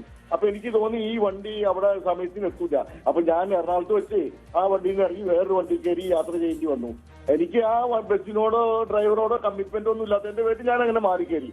പിന്നെ ലാസ്റ്റ് പോയിന്റ്, നമ്മുടെ ഈ ഇലക്ഷൻ റിസൾട്ട് കഴിഞ്ഞതിന് ശേഷം 1,10,00,000 മുടക്കി പുതിയ വണ്ടി വാങ്ങുന്ന കാര്യം തീരുമാനിച്ചാൽ മതിയായിരുന്നു എന്നുള്ളൊരു അഭിപ്രായം എനിക്കുണ്ട്. പിന്നെ ആര്യ രാജേന്ദ്രന്റെ ഒരു ഘടകം തിരുവനന്തപുരത്ത് കാര്യമായിട്ട് സഹായിച്ചിട്ടുണ്ട് എന്നുള്ളതും എനിക്ക് ഒരു അഭിപ്രായമുണ്ട്. ശരി, ഓക്കെ, താങ്കളുടെ അഭിപ്രായം വളരെ വ്യക്തമാണ്. നമുക്ക് മറ്റു പ്രേക്ഷകരിലേക്ക് പോകും മുമ്പ് റിസൾട്ടുകൾ, ജില്ലാ പഞ്ചായത്ത് കോർപ്പറേഷൻ റിസൾട്ടുകൾ വേണമെങ്കിൽ അവസാനം ഒരിക്കൽ കൂടി അപ്ഡേറ്റ് ചെയ്യുന്നു. തിരുവനന്തപുരത്ത് LDF 29, UDF 19, NDA 50, ആദേശ് 2. കൊല്ലം LDF 16, UDF 27, NDA 12, ആദേശ് 1 എന്നുള്ളതാണ്. കൊച്ചി LDF 20, 46, UDF 6, NDA എന്നുള്ളതാണ് കൊച്ചിയിലെ ഫലം. ആദേശ് 4 കൊച്ചിയിലേത്. തൃശ്ശൂരിൽ 11 LDF, 33 അവിടെ UDF, NDA 8, മറ്റുള്ളവർ 4 എന്നുള്ളതാണ്. കോഴിക്കോട് LDFനാണ് മുന്നേറ്റം. 6 കോർപ്പറേഷനുകളിൽ കോഴിക്കോട് മാത്രമാണ് LDFനൊപ്പം നിൽക്കുന്നത്. 34-26 എന്നുള്ളതാണ് LDFും UDFും തമ്മിലുള്ള വ്യത്യാസം. NDAക്ക് അവിടെ 13 സീറ്റുകളുണ്ട്, മറ്റുള്ളവർക്ക് 3 സീറ്റ് എന്നുള്ളതാണ് അവിടുത്തെ അവസ്ഥ. മറ്റൊന്ന്, അവിടെ ആരും കേവല ഭൂരിപക്ഷം കടന്നിട്ടില്ല എന്നുള്ളത് കൂടിയുണ്ട്. ഇത് മുനിസിപ്പാലിറ്റി ആയതുകൊണ്ട് ചെയർമാൻ തിരഞ്ഞെടുപ്പ് രീതി അങ്ങനെയല്ല. കണ്ണൂരിൽ 15 സീറ്റ് LDF നേടിയപ്പോൾ 36 സീറ്റ് നേടിക്കൊണ്ട് ആധികാരികമായ വിജയമാണ് കണ്ണൂർ കോർപ്പറേഷനിൽ UDF നേടിയിരിക്കുന്നത്. അവിടെ NDAക്ക് 4 സീറ്റാണുള്ളത്. മുനിസിപ്പാലിറ്റികളിൽ ആകെയുള്ള 86 മുനിസിപ്പാലിറ്റികളിൽ 54 മുനിസിപ്പാലിറ്റി നേടിക്കൊണ്ട് UDF വ്യക്തമായ ആധിപത്യമാണ്. അവിടെ LDFന് 28 മുനിസിപ്പാലിറ്റികൾ മാത്രമാണ്. കഴിഞ്ഞ തവണ 41-43 ആയിരുന്നു മുനിസിപ്പാലിറ്റികളുടെ അവസ്ഥ. NDAക്ക് 2 മുനിസിപ്പാലിറ്റിയാണ് ലഭിച്ചത്, മറ്റുള്ളവർക്ക് 1, ടൈ 1 എന്നുള്ളതാണ് ഇപ്പോഴത്തെ അവസ്ഥ. ഗ്രാമപഞ്ചായത്തുകളിൽ 504 അവിടെ നേടിയിരിക്കുന്നത്. 941-ൽ 504 പകുതിയിലേറെ സ്ഥലത്തും അവിടെ വിജയിച്ചിരിക്കുന്നത് UDF ആണ്. എക്കാലവും ഗ്രാമപഞ്ചായത്തുകളിൽ LDFനുണ്ടായിരുന്ന ഒരു മേൽക്കൈ കൂടിയാണ് ഇത്തവണ അവസാനിച്ചിരിക്കുന്നത്. 341 മാത്രമാണ് ഇത്തവണ LDFന് മേൽക്കൈ നേടാൻ കഴിഞ്ഞത്. ഇനിയും ഭരണമാർഗം തീരുമാനിക്കാൻ കഴിയാത്ത 64 സ്ഥലങ്ങൾ, NDAക്ക് 26 സ്ഥലങ്ങളാണ് നിലവിലുള്ളത്. ജില്ലാ പഞ്ചായത്ത് 7 എന്നുള്ളതാണ് പ്രധാനപ്പെട്ട അവസ്ഥ. ബ്ലോക്ക് പഞ്ചായത്ത് 152-ൽ 79 പകുതിയിൽ കൂടുതൽ സ്ഥലത്തും UDF ആണ്. LDF 63. ഇനിയും തീരുമാനിക്കാനുള്ളത് 10, NDA 0 എന്നുള്ളതാണ് ഏറ്റവും ഒടുവിലത്തെ കണക്ക്. നമുക്ക് മറ്റൊരു പ്രേക്ഷകന്റെ അഭിപ്രായത്തിലേക്ക് കൂടി പോകേണ്ടതുണ്ട്. സ്വാഭാവികമായും ഇന്നത്തെ ദിവസം പ്രേക്ഷകർക്ക് കൂടി അവർക്ക് എന്തുകൊണ്ടാണ് വിജയമുണ്ടായതിനെ കുറിച്ചൊക്കെ പ്രതികരിക്കാൻ കാണും. അതുകൊണ്ട് തന്നെയാണ് ശ്രീ സിബിയാണ് ബാംഗ്ലൂരിൽ നിന്നാണ് വിളിക്കുന്നത്. ശ്രീ സിബി, താങ്കൾ എങ്ങനെയാണ് ഈ തെരഞ്ഞെടുപ്പ് ഫലത്തെ വിലയിരുത്തുന്നത്? ശ്രീ സിബി, താങ്കൾ കേൾക്കാമോ? താങ്കളെ ടി വി ഒന്ന് മ്യൂട്ട് ചെയ്യോ സിബി? താങ്കളൊക്കെ മടങ്ങി വരാൻ ശ്രീ സുകുമാരനാണ് കണ്ണൂരിൽ നിന്നും. ശ്രീ സുകുമാരൻ, എങ്ങനെയാണ് താങ്കൾ ഇപ്പോൾ ഉണ്ടായിരിക്കുന്ന തെരഞ്ഞെടുപ്പ് ഫലത്തെ കാണുന്നത്? തെരഞ്ഞെടുപ്പ് വരെന്ന് പറഞ്ഞാൽ സാറേ, ഇപ്പം അടുത്തതായി കഴിഞ്ഞത് ശബരിമല കൊള്ളയാണ് ഒന്ന്. രണ്ടാമത് ഈ മാങ്കൂട്ടത്തിന് ഇന്നലെ വരെ ഇത്രയും കാലം ഇത് കിടന്നിട്ട് മാങ്കൂട്ടത്തിന് ഇപ്പം കൊടുക്കും, അതിനെ കൊണ്ടൊന്നും ഒരു കാര്യമില്ല. ഇതിൽ ജനങ്ങളാണ് വിലയിരുത്തുന്നത്. ജനങ്ങൾ എന്ന് പറഞ്ഞാൽ ശരിക്കും ഇതെല്ലാം മനസ്സിലാക്കി കഴിഞ്ഞു. 1,10,00,000 രൂപ കാർ ഇപ്പം മുഖ്യമന്ത്രി 4 മാസം ഇനി തെരഞ്ഞെടുപ്പിൽ വാങ്ങിയത് ഏറ്റവും വലിയ തെറ്റാണ്. പിന്നെ ഗോവിന്ദമാഷ് ആ സമീപനം ഏറ്റവും തെറ്റാണ്. അതായത് ജാതി ഒക്കെ ഉണ്ട് ഏറ്റവും പെട്ടെന്ന്. ഗോവിന്ദമാഷ് പാർട്ടി നേതൃത്വത്തിൽ നിന്ന് രാജി വെക്കണം. ഗോവിന്ദമാഷ് മുഖ്യമന്ത്രി ഗോവിന്ദമാഷ് ഭരിക്കുന്നത്. ഗോവിന്ദമാഷ് നേതൃത്വം ശരിയല്ല, അതാണ്. അല്ലെങ്കിൽ ഇങ്ങനെ ആവൂല. സാറന്ന് വിചാരിക്കുമല്ലോ ഗോവിന്ദമാഷ് ഭരിക്കാൻ പറഞ്ഞാൽ ഗോവിന്ദമാഷ് ഈ തൊഴിലാളി എന്ന് പറഞ്ഞാൽ ഈ തൊഴിലാളി പാർട്ടിയാണ്, അല്ലാണ്ട് മാർക്സിസ്റ്റ് പാർട്ടി വലിയ മുതലാളി പാർട്ടിയല്ല. ഈ 4 മാസം ചെയ്യുമ്പോൾ മുഖ്യമന്ത്രിക്ക് 1 കോടി രൂപ പിന്നെ കാർ പണിയുന്ന ഈ ഒന്നുമില്ലാത്ത പാവങ്ങൾ കഷ്ടപ്പെടുന്ന ഇന്ന് അരിമണിക്കാൻ പറ്റാത്ത ആൾക്കാരുണ്ട്. സാർ ഇതൊന്നും മനസ്സിലാക്കുന്നത് നിങ്ങളെ പോലത്തെ ആൾക്ക് ഇതൊന്നും. പക്ഷെ നിങ്ങളെ പോലത്തെ ആൾ ഇത് കൊണ്ടുവരുന്നതുകൊണ്ടാണ് ജനങ്ങൾ അറിയുന്നത്, അല്ലെങ്കിൽ ആരും അറിയില്ല. അറിയാം. അതുകൊണ്ട് എനിക്ക് ഒരു പാടാണ് ഇവർക്ക്. ഇനിയെങ്കിലും ശരിക്കും പാർട്ടി മര്യാദ വന്നിട്ടുണ്ടെങ്കിൽ വരുന്നതിന് ഇവിടെ അധികാരത്തിൽ കിട്ടും. താങ്കളുടെ അഭിപ്രായം വളരെ വ്യക്തമാണ്. ശ്രീ സിബിയാണ് ബാംഗ്ലൂരിൽ നിന്നാണ് ചെയ്തത്. സിബി, താങ്കൾ നാട്ടിൽ എവിടെയാണ്? നാട്ടിൽ ഞാൻ ആലപ്പുഴ ജില്ലയിലെ വള്ളികുന്നം. ആലപ്പുഴ ജില്ലയിൽ വള്ളികുന്നൊക്കെ എന്തോ ഒരാൾ ഇപ്പോൾ വിളിച്ചതേ ഉള്ളൂ. പുള്ളിയും നാട്ടിലല്ല, പക്ഷേ വള്ളികുന്നത്താണ് എന്ന് പറഞ്ഞു. അപ്പോൾ താങ്കൾക്ക് വള്ളികുന്നമൊക്കെ നേരത്തെ ഇടതുപക്ഷത്തിന് വലിയ മേൽക്കൈയുള്ള സ്ഥലങ്ങളല്ലേ അല്ലേ? അതെ, നമ്മുടെ തോപ്പിൽ ഭാസി സാറിന്റെ നാടാണ്, കമ്മ്യൂണിസ്റ്റിന്റെ നാടായിരുന്നു. അതെ. പക്ഷെ ഇപ്പം മാറി മറിഞ്ഞുകൊണ്ടിരിക്കുകയാണ്. 7 UDF LDF പിന്നെ 5 BJPയും 1 SDPI അങ്ങനെയാണ് നിൽക്കുന്നത്. ശരി, ഓക്കെ. താങ്കൾക്ക് എന്ത് തോന്നുന്നു? എന്തായാലും ആലപ്പുഴ ജില്ലയെ സംബന്ധിച്ച് ജില്ലാ പഞ്ചായത്ത് ഇടതുപക്ഷത്തിന് ഒപ്പം നിൽക്കുന്നു. കാര്യമായ വലിയ പരിക്കുകളില്ലാതെ, മറ്റു പല സ്ഥലങ്ങളിലും വലിയ പരിക്കുകളേറ്റപ്പോൾ കാര്യമായ പരിക്കുകളില്ലാതെ ഇടതുമുന്നണി പിടിച്ചു നിന്നൊരു സ്ഥലമാണ് ആലപ്പുഴ ജില്ല. പക്ഷേ താങ്കൾ എങ്ങനെയാണ് ഇങ്ങനെ ഒരു തിരിച്ചടി എന്തുകൊണ്ടാണ് ഈ ഇടതുമുന്നണിക്ക് ഉണ്ടായത്? അങ്ങനെ വിലയിരുത്തുന്നത് എങ്ങനെയാണ്? സാറേ, ഒന്നാമത്തെ കാര്യം എന്ന് പറഞ്ഞാൽ ഈ ശബരിമല വിഷയം തന്നെയാണ് ഏറ്റവും കൂടുതൽ വന്നത്. കാരണം അത് ജനങ്ങളുടെ ഒരു ഇത് LDFിനോടുള്ള ഒരു ഇതാണ് UDFന് ഇത് BJPക്ക് അത് പ്രയോജനം ചെയ്തു എന്നാണ് എനിക്ക് തോന്നുന്നത്. പിന്നെ UDFന്റെ വോട്ട് അവർക്ക് തന്നെ കിട്ടുകയും ചെയ്തു. പക്ഷെ LDFന്റെ വോട്ടുകൾ മാക്സിമം എനിക്ക് തോന്നുന്നു BJP പിടിച്ച്.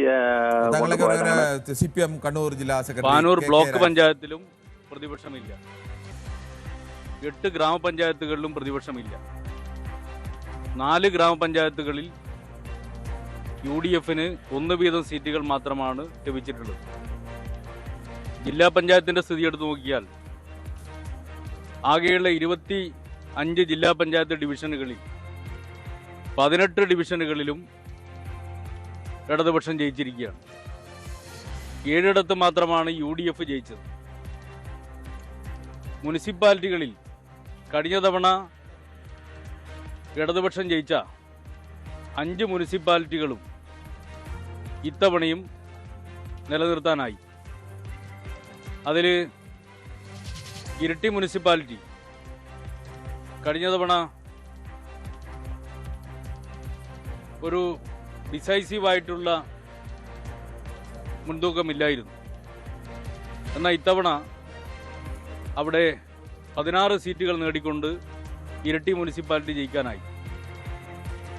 അതുപോലെ ബ്ലോക്ക് പഞ്ചായത്തിൻ്റെ സ്ഥിതി എടുത്തു നോക്കിയാൽ ഇരിട്ടി ബ്ലോക്ക് പഞ്ചായത്ത് തിരിച്ചു പിടിക്കാൻ വേണ്ടി ഇത്തവണ സാധിച്ചു. മുനിസിപ്പാലിറ്റികളിൽ UDF ജയിച്ച മുനിസിപ്പാലിറ്റികളിലും നില മെച്ചപ്പെടുത്താനായി. ഇപ്പോൾ തളിപ്പറമ്പ്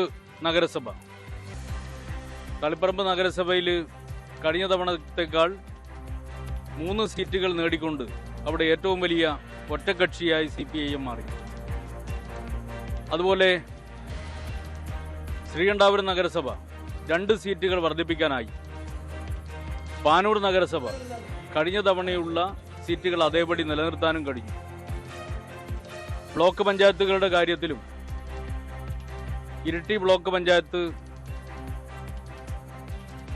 കഴിഞ്ഞ തവണ ഇടതുപക്ഷത്തെ നഷ്ടപ്പെട്ടതാണ്. അത് തിരിച്ചു പിടിക്കാനായി. അതോടൊപ്പം തന്നെ മറ്റൊരു ബ്ലോക്ക് പഞ്ചായത്ത് സമനിലയിൽ വരുന്ന സ്ഥിതി ഉണ്ടായി.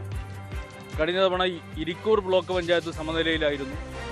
ആ ഇരിക്കൂർ ബ്ലോക്ക് പഞ്ചായത്ത് ഇത്തവണ ഭൂരിപക്ഷം നേടുന്നതിന് വേണ്ടി കഴിഞ്ഞു. ഇപ്പോൾ ബ്ലോക്ക് പഞ്ചായത്തുകളിലും അതുപോലെ തന്നെ മുനിസിപ്പാലിറ്റികളിലും ജില്ലാ പഞ്ചായത്തിലും എല്ലാം കഴിഞ്ഞ തവണയുണ്ടായിട്ടുള്ള മുൻതൂക്കം ഏതാണ്ട് അതേപടി നിലനിർത്താൻ ഈ തെരഞ്ഞെടുപ്പിൽ കഴിഞ്ഞു. അതോടൊപ്പം തന്നെ മുൻതൂക്കം നിലനിർത്താൻ കഴിഞ്ഞുവെന്ന് മാത്രമല്ല, ജില്ലാ പഞ്ചായത്തിലും മുനിസിപ്പാലിറ്റികളിലുമെല്ലാം മുന്നേറ്റമുണ്ടാക്കാനും കഴിഞ്ഞു എന്നുള്ളതാണ് അനുഭവം. അതോടൊപ്പം കഴിഞ്ഞ തെരഞ്ഞെടുപ്പ് കേരളത്തിൽ തെരഞ്ഞെടുപ്പ് ഫലത്തെ കണ്ണൂരിൽ ഇടതുമുന്നണിക്ക് പിടിച്ചു നിൽക്കാൻ കഴിഞ്ഞിട്ടുണ്ട്. ഇടതുമുന്നണിയിൽ മെച്ചപ്പെട്ട വിജയം നേടാൻ കഴിഞ്ഞിട്ടുണ്ട്. മറ്റ് പല സ്ഥലങ്ങളിലും വലിയ തിരിച്ചടിയൊക്കെ നേരിട്ടില്ല. കണ്ണൂർ കോർപ്പറേഷനിൽ പക്ഷേ ഇടതുമുന്നണി കനത്ത തിരിച്ചടിയാണ് നേരിട്ടത്. ആധികാരിക വിജയത്തോടു കൂടിയാണ് അവിടെ കോൺഗ്രസ് വിജയിച്ചിരിക്കുന്നത്. നമുക്ക് മറ്റൊരു പ്രശ്നത്തിലേക്ക് പോകേണ്ടതുണ്ട്. കെ രാജേഷ് ആയിരുന്നു നേരത്തെ പ്രതികരിച്ചത്. CPM കണ്ണൂർ ജില്ലാ സെക്രട്ടറി കൂടിയായിരുന്നു കെ രാജേഷാണ് പ്രതികരിച്ചത്. മറ്റൊരു പ്രശ്നത്തിലേക്ക് കൂടി പോകേണ്ടതുണ്ട്. ശ്രീ പ്രേംലാലാണ്. ശ്രീ പ്രേംലാൽ, താങ്കൾ നമസ്കാരമുണ്ട്, പറഞ്ഞോളൂ. നമസ്കാരം. ഞാൻ കൊല്ലം കോർപ്പറേഷനിൽ നിന്നാണ് വിളിക്കുന്നത്. അതെ, എന്താ കൊല്ലം കോർപ്പറേഷനിലൊക്കെ ഈ കോർപ്പറേഷൻ വലിയ ഇടതു കോട്ടയായിരുന്നല്ലോ, എങ്ങനെയാണ് ഇങ്ങനെ വീണത്? 15, 22, 10 എന്നുള്ള നിലയ്ക്ക് ഇടതുപക്ഷം താഴോട്ട് പോയ ഒരു അവസ്ഥയാണ് ഇപ്പോൾ ഉള്ളത്. അത് കേൾക്കുമ്പോൾ ഇതിപ്പോ ഉണ്ടായേക്കുന്ന UDFന്റെ വിജയം അവരുടെ അർഹിക്കുന്ന വിജയം എന്ന് തന്നെ പറയാം. ഒറ്റ ഒരാളെ പീഡിതൻ എന്ന് പറഞ്ഞ ഒരാളെ, ഒരു സ്ത്രീകളെ പീഡിപ്പിക്കുന്ന ഒരാളെ പിടിച്ചപ്പം ഈ വിജയം അത് ഒരു 5-6 പേരെ കൂടെ പിടിച്ചിരുന്നെങ്കിൽ എന്തുവേണ്ടി വലിയ വിജയം എന്ന് ആലോചിച്ചു. പിന്നെ ഒരു കാര്യം പറയാനുള്ളത്, ഇപ്പം ഈ ഇദ്ദേഹത്തെ നമ്മുടെ രാഹുൽ മാങ്കൂട്ടത്തിന്റെ കാര്യത്തിൽ നിന്ന് അതിനൊരു സമീകരണം നടത്തണമെങ്കിൽ ഇപ്പുറത്ത് നിൽക്കുന്ന ഈ മുകേഷ്, ശശിമാർ, OB കോട്ടമുറയ്ക്കൽ തുടങ്ങിയ ആളുകളും അവരെ എല്ലാം പുറത്താക്കണം. അവർക്ക് ഒരു സ്ഥാനം കൊടുക്കും. പാർട്ടിക്ക് പറ്റിയ ഏറ്റവും വലിയൊരു അവസ്ഥ അതാണ്. അതുപോലെ ഈ G. സുധാകരൻ ഈ കണ്ണായ സമയത്ത് കയറി ആവശ്യമില്ലാത്ത പ്രശ്നങ്ങൾ ഇത്രയും ഉണ്ടാക്കി. അദ്ദേഹത്തിന് മരിക്കേണ്ടവരെ മന്ത്രിയായിരിക്കണമെന്നൊരു വിചാരമായിരിക്കും ഉള്ളത്. അങ്ങനെയും അതുപോലെ പിന്നെ പത്മകുമാർ, വാസു, ഇവരെ രണ്ടുപേരെ ഈ കേസ് വന്നപ്പോൾ പക്ഷെ അവിടെ പറഞ്ഞുകൊണ്ട് കാര്യമില്ല. ശബരിമല ഭാഗം ഇത്രയും ഇടതുപക്ഷമാണ് കൊണ്ടുപോയത്. അപ്പം ഇതിനകത്ത് ഞാൻ കാണുന്ന ഒരു കാര്യം ഇതാണ് ഈ ആളുള്ള ഈ നിത്യത്തിനകത്തും പിന്നെ ഈ നമ്മുടെ ഈ പറഞ്ഞ് ഫലിപ്പിക്കാനൊക്കാത്ത വിധത്തിലുള്ള കാര്യങ്ങളായി ഒരുപാട് കാര്യങ്ങൾ ചെയ്താലും ഇനി 1.5 വയസ്സുള്ള കൊച്ചുങ്ങൾക്ക് പെൻഷൻ കൊടുത്താലും ഇത് തന്നെ ആയിരിക്കും സംഭവിക്കുന്നത്. കാര്യം പറയത്തക്ക വേറെ ഒരുപാട് കാര്യം ചെയ്ത കാര്യങ്ങൾ ഇപ്പൊ തന്നെ ഇവിടെ എറണാകുളത്തെ കോർപ്പറേഷൻ കണ്ടോ, പോയത് കണ്ടോ? ഇത്രയും നല്ല ഭരണം, എന്തെല്ലാം നല്ല കാര്യങ്ങളാണ് ചെയ്തത്. അപ്പൊ ഇതാ ഞാനൊന്ന് പറയാൻ ഉദ്ദേശിച്ച ഈ കാര്യങ്ങളായിരുന്നു. ശരി, താങ്കളുടെ അഭിപ്രായം വളരെ വ്യക്തമാണ്. ശ്രീ സതീശനാണ് കൊല്ലത്ത് നിന്നാണ് വിളിക്കുന്നത്. ശ്രീ സതീശൻ, കൊല്ലത്ത് LDF 16, UDF 27, NDA 12, ആദേശ് 1 എന്നുള്ളതായിരുന്നു. ഇടതു കോട്ടയായിരുന്നു. കഴിഞ്ഞ 3 പതിറ്റാണ്ട് കാലമായി ഇടതുപക്ഷം മാത്രം ഭരിച്ച ഒരു കോർപ്പറേഷൻ ആദ്യമായി നഷ്ടപ്പെടുന്നു എന്ന് മാത്രമല്ല, അവിടേക്ക് BJP 12 സീറ്റുകളിലേക്ക് മുന്നേറുന്നു എന്നുള്ളതും UDF 27 സീറ്റ് നേടിക്കൊണ്ട് ഒരു വലിയ മെജോറിറ്റിയിൽ വിജയിക്കുന്നു എന്നുള്ളത് കൊണ്ട് എന്തുകൊണ്ടാണ് കൊല്ലം കോർപ്പറേഷനിൽ ഇത്ര വലിയൊരു തിരിച്ചടി ഇടതുമുന്നണിക്ക് ഉണ്ടായത്? എനിക്ക് പറയാനുള്ളത്, ഞാൻ വാർഡും ബ്ലോക്കും ജില്ലയും LDF സ്ഥാനാർത്ഥികളെ ജയിച്ച ഒരു വാർഡിലെ വോട്ടറാണ്. ശരി, എവിടത്തെയാണത്? കുളക്കട പഞ്ചായത്തില്. ഓക്കെ, പറഞ്ഞോളൂ. വാർദ്ധക്യ പെൻഷൻ വാങ്ങിക്കുന്ന ഒരാളാണ്. ശരി. അതിന്റെ നന്ദിയോടെ എന്നെ പോലെയുള്ള ആളുകൾ ചെയ്ത വോട്ടിന്റെ പ്രതിഫലനത്തിലായിരിക്കാം. പെൻഷൻ വാങ്ങുന്നതിന് നന്ദി എന്തിനാണ്? പെൻഷൻ വാങ്ങുന്നതിന് നന്ദി വോട്ടൊന്നും കൊടുക്കേണ്ട കാര്യമില്ല. അത് വേറെ നല്ല കാര്യത്തിനെ അംഗീകരിക്കണം. പക്ഷെ അതിന് നന്ദി എന്നുള്ള വാക്കൊന്നുമല്ല ഉപയോഗിക്കേണ്ടത്. നന്ദി ഇല്ലാതെ പെരുമാറിയെന്ന് സഖാവ് MM മണി പറഞ്ഞത് കേട്ട് അതുകൊണ്ടാണ് ഇതൊന്ന് പറയണമെന്ന് തോന്നിയത്. അതെങ്ങനെയാണ്? ഒരു സർക്കാരിന്റെ ഉത്തരവാദിത്തമല്ലേ സർക്കാർ ചെയ്യുന്നത്? നല്ല കാര്യം ചെയ്താൽ നല്ലതാണ്, അതിനെ അംഗീകരിക്കണം. പക്ഷെ അതിന് ജനം നന്ദിയുള്ളവരായിരിക്കണം എന്ന് പറഞ്ഞാൽ അവർ നമ്മളുടെ ഉടമകളൊന്നും അല്ലല്ലോ. ഏത് സർക്കാർ ആയിക്കോട്ടെ, ഏത് സർക്കാർ ചെയ്താലും നല്ല കാര്യത്തെ അംഗീകരിക്കാം. പക്ഷെ അതിനാരും നന്ദി പ്രകടിപ്പിക്കേണ്ട കാര്യമൊന്നുമില്ല. സാറേ, അത് ആ ഒരു ഉത്ബോധം സഖാവ് MM മണിക്ക് ഇല്ലാതെ പോയത് കഷ്ടമായി പോയി എന്നാണ് പറയുന്നതിന് വേണ്ടിയിട്ടാണ് ഞാനിത് പറയുന്നത്. അതുപോലെ തന്നെ മറ്റൊന്ന് സാറേ, പറഞ്ഞോളൂ, താങ്കൾ പറഞ്ഞോളൂ. സഖാവ് N. വാസു പ്രസിഡന്റായിരുന്ന പഞ്ചായത്തിലെ വോട്ടറാണ് ഞാൻ. ഈ കുളക്കട പഞ്ചായത്തിന്റെ റിസൾട്ടിനെ കുറിച്ച് ഒറ്റ ചാനലും പറയുന്നതായിട്ട് കേട്ടില്ല. തീർച്ചയായിട്ടും അതൊന്ന് അവലോകനം ചെയ്യുന്നത് കൂടി നന്നായിരിക്കുമെന്ന് ശരി, ഓക്കെ. എന്തായാലും കൊല്ലം ജില്ലയെ സംബന്ധിച്ച്, കൊല്ലത്തെ സംബന്ധിച്ചിടത്തോളം പല സ്ഥലങ്ങളിലും തിരിച്ചടി നേരിട്ടെങ്കിലും കൊല്ലവും ജില്ലയും ഇടതുപക്ഷത്തിനെ അങ്ങനെ പൂർണ്ണമായും കൈവിടാതെ നിന്നു. പക്ഷേ കൊല്ലം കോർപ്പറേഷനിലെ പരാജയം കൊണ്ട് മാത്രം ആ ജില്ലയിൽ ഇടതുമുന്നണി നേടിയ മറ്റു വിജയത്തൊക്കെ 17 അവസാനം റിസൾട്ട് കാണുമ്പോൾ 17-10 എന്ന നിലയ്ക്കായിരുന്നു. 17 ജില്ലാ പഞ്ചായത്ത് സീറ്റുകളിൽ ഇടതുമുന്നണിയും 10 സീറ്റുകളിൽ UDF-ഉം എന്നുള്ള നിലയിൽ അവസ്ഥയിലൊക്കെയായിരുന്നു. അങ്ങനെ സാധാരണഗതിയിലൊക്കെ വലിയ വിജയം ഇടതുമുന്നണി കഴിഞ്ഞ 2-3 തെരഞ്ഞെടുപ്പുകളിലും, നിയമസഭാ തെരഞ്ഞെടുപ്പുകളിലും പഞ്ചായത്ത് തെരഞ്ഞെടുപ്പുകളിലും ഒക്കെ നേടുന്ന ഒരു ജില്ലയായിരുന്നു കൊല്ലം ജില്ല എന്ന പ്രത്യേകത കൂടിയുണ്ട്. കൊല്ലം കോർപ്പറേഷനെ പോലെ എന്നും ഇടത് കോട്ടയായിരുന്ന, എന്നും ഇടത് MLA-മാരെ തന്നെ വിജയിപ്പിച്ചിരുന്ന ഒരു സ്ഥലത്താണ് ഇന്നിപ്പോൾ അങ്ങനെ ഒരു വലിയ തിരിച്ചടി ഉണ്ടായിരിക്കുന്നത്. BJP-ക്ക് അവിടെ 12 സീറ്റുകൾ വിജയിച്ചിരിക്കുന്നു എന്നുള്ള വലിയ രാഷ്ട്രീയ യാഥാർത്ഥ്യം കൂടി കൊല്ലത്ത് നിൽക്കുന്നുണ്ട്. പക്ഷത്തെ സംബന്ധിച്ചും വലിയ ചിന്തയൊക്കെ ഉണ്ടാവേണ്ട വിഷയങ്ങൾ തന്നെയാണ് കൊല്ലത്ത് ഉണ്ടായിരിക്കുന്നത്. നമുക്ക് മറ്റൊരു പ്രേക്ഷകരിലേക്ക് കൂടി പോകേണ്ടതുണ്ട്. ശ്രീ തങ്കപ്പനാണ്, കണ്ണൂരിൽ നിന്നാണ്. ശ്രീ തങ്കപ്പൻ, താങ്കൾ എങ്ങനെയാണ്? നമസ്കാരമുണ്ട്. എങ്ങനെയാണ് താങ്കൾ ഈ കേരളത്തിലെ തെരഞ്ഞെടുപ്പ്, എന്തുകൊണ്ടാണ് ഇങ്ങനെ ഒരു ഫലം ഉണ്ടായത്? ഇങ്ങനെ ഒരു ഫലം ഉണ്ടായത് എന്താണെന്ന് വെച്ചാൽ സാറേ, ഭരിക്കുന്ന കക്ഷിയുണ്ടല്ലോ, ആ കക്ഷികള് പിന്നെ ജനങ്ങളോട് പറയുന്നതും പെരുമാറുന്നതും രണ്ടും രണ്ടാ. അതിന്റെ പ്രതിഫലനമാണ് ഇപ്പൊ ഉണ്ടായിട്ടുള്ളത്. കേട്ടില്ലേ? വളരെ പഴക്കം ചെന്ന ഒരു സഖാവ് ഈ കുറച്ചു നേരത്തെ ശ്രീ MM മണി, വ്യക്തിപരമായിട്ട് എനിക്ക് ഏറെ ഇഷ്ടമാണ്. അദ്ദേഹം പറഞ്ഞു കേട്ടില്ലേ, ഞങ്ങൾക്കൊക്കെ പെൻഷൻ തന്നിട്ട് അത് തിന്ന് എന്ന് പറഞ്ഞാൽ ഞങ്ങളിങ്ങനെ വെറുതെ ഇങ്ങനെ തിന്ന് കഴിച്ചിട്ട് നന്ദി കാണിച്ചില്ല പോലും. ഞങ്ങൾക്ക് അവകാശമായി തരുന്ന പെൻഷൻ, ആ പെൻഷൻ തന്ന് ഞങ്ങളത് മേടിച്ചു, ഞങ്ങൾ അരി മേടിച്ചു തിന്നു. സത്യമാണ്. അതുകൊണ്ട് ഞങ്ങളുടെ ആശയവും ഞങ്ങളുടെ കാഴ്ചപ്പാടുകളും ആ പ്രസ്ഥാനത്തിന്റെ കാഴ്ചോട്ടി കൊണ്ടു നോക്കേണ്ട കാര്യമൊന്നുമില്ലല്ലോ. ശരിയല്ലേ സാർ? ശരിയാണ്, പൂർണ്ണമായും താങ്കളുടെ അഭിപ്രായത്തോട് യോജിക്കാതിരിക്കാൻ. ഇത്തരം പിന്നെ തലമുതിർന്ന, അത് ഇപ്പോ ഒരു പ്രായത്തിൽ കുറഞ്ഞ ഒരു പ്രവർത്തനം പറയുവാണെങ്കിൽ ഓക്കെ, അത് നമുക്ക് മനസ്സിലാവും. ഇത്രയും പ്രായവും പരിജ്ഞാനമുള്ള ഒരു വ്യക്തി ഈ രീതിയിലൊക്കെ സംസാരിച്ചാൽ, ഇത് മാത്രമല്ല, അനുഭവം ഇനി വരാൻ പോണതേ ഉള്ളൂ. വടി കൊത്താൻ പോയിട്ടേ ഉള്ളൂ. അടിയൊന്നും ആയിട്ടില്ല സാർ, വടിക്കാൻ പോയിട്ടേ ഉള്ളൂ. ഇപ്പൊ പരിതപിച്ചിട്ട് കാര്യമൊന്നുമില്ല. ശ്രദ്ധിക്കുക.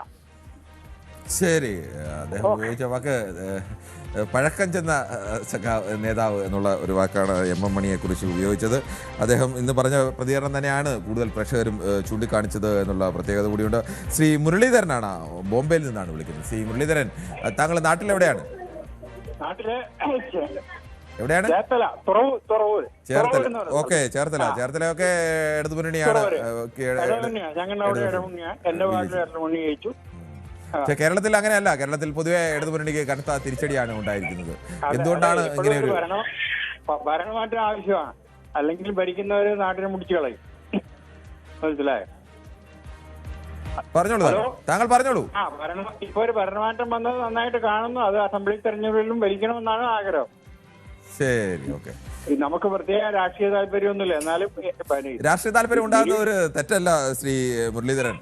രാഷ്ട്രീയ താല്പര്യം ഒക്കെ ഉണ്ടാവും. അതിപ്പോ ഒരാൾക്ക് ഇന്ന രാഷ്ട്രീയം എന്ന് പറഞ്ഞില്ല. പ്രത്യേക പാർട്ടിയുടെ ഒരു മമത ചെയ്തു. ഇപ്പൊ മഹാരാഷ്ട്രയിലാണെങ്കിലും നമ്മൾ പലർക്കുമാണ് വോട്ട് ചെയ്യുന്നത്. ആളെ നോക്കി ആൾക്ക് ഞാൻ 40-50 വർഷം. ശരി മുരളീധരൻ, അതല്ല പലരും വിളിക്കുമ്പോൾ നമ്മളോട് പറയുകയാണ് എനിക്കങ്ങനെ രാഷ്ട്രീയം ഒന്നുമില്ല എന്ന് പറയും. അങ്ങനെ ഏതെങ്കിലും ഒരാൾക്ക് ഒരു രാഷ്ട്രീയം ഉണ്ടാവുന്നത് തെറ്റല്ല എന്ന് മാത്രമല്ല, അത് കുറെ കൂടി ശരിയാണ് എന്ന് കൂടി പറയേണ്ടി വരും. ഏതായാലും ഒരു രാഷ്ട്രീയമൊക്കെ ഉണ്ടായിരിക്കുന്നത് എപ്പോഴും നല്ലതാണ്. ഇനി കക്ഷി രാഷ്ട്രീയം അല്ലെങ്കിൽ രാഷ്ട്രീയമെങ്കിലും എന്തായാലും ഉണ്ടായിരിക്കണം. ശരി, ഓക്കെ. മുരളീധരൻ നമ്മളെ സപ്പോർട്ട് ചെയ്യും. അതാണ് അതിന്റെ ഇത്. ശരി, ഓക്കെ. എന്തായാലും ശ്രീ രാധാകൃഷ്ണനാണ്, വൈറ്റിലയിൽ നിന്നാണ് വിളിക്കുന്നത്. ശ്രീ രാധാകൃഷ്ണൻ, എറണാകുളം ജില്ലയൊക്കെ UDF അതിന്റെ പ്രതാപം തിരിച്ചു പിടിച്ചിരിക്കുകയാണ്. എറണാകുളം കോർപ്പറേഷൻ അടക്കം UDF തിരിച്ചു പിടിച്ചിരിക്കുന്നു. ആധികാരികമായ ജയത്തോടു കൂടി തന്നെ അങ്ങനെ ഒരു ഫലം അവിടെ നിന്ന് വന്നിരിക്കുന്നു. താങ്കൾ എങ്ങനെയാണ് ഈ ഫലത്തെ വിലയിരുത്തുന്നത്?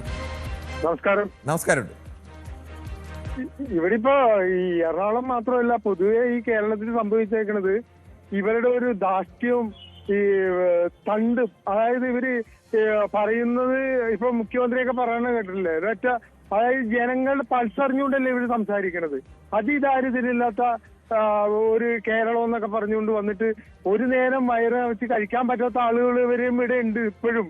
പക്ഷെ ഈ ഉപ്പ് തൊട്ട് കൽപ്പൂരം വരെ, അത് വെളിച്ചെണ്ണ നമുക്കറിയാലോ, വെളിച്ചെണ്ണ വിലയൊക്കെ, അതുപോലെ ഈ വിലക്കയറ്റങ്ങൾ, ബിൽഡിംഗ് പെർമിറ്റ്, രജിസ്ട്രേഷൻ ഫീ, നമ്മളിപ്പം കറണ്ട്, അതുപോലെ വെള്ളം, ഇതിന്റെയൊക്കെ ഇത്. പിന്നെ ഇവര് ഇങ്ങനെ അങ്ങോട്ട് കളിച്ചിട്ടുണ്ട്. ഇവിടെ നമുക്കറിയാം, ഇവിടെ ഈ വികസനം കൊണ്ട് ഉള്ള യുവാക്കൾ മുഴുവനും പുറത്തേക്ക് പോണേന്. പിന്നെ അതുകൂടാണ്ട് മദ്യം, മയക്കുമരുന്നൊക്കെ ഭയങ്കരമായിട്ട് വികസിപ്പിച്ചിട്ടുണ്ട്. കാരണം ഇല്ലാത്ത ഏരിയ ഇല്ല, മുട്ടിന് ഈ സാധനമുണ്ട്. യുവാക്കൾ ഇപ്പൊ ഇതിന് അടിമയായിട്ടാ വന്നേക്കണം.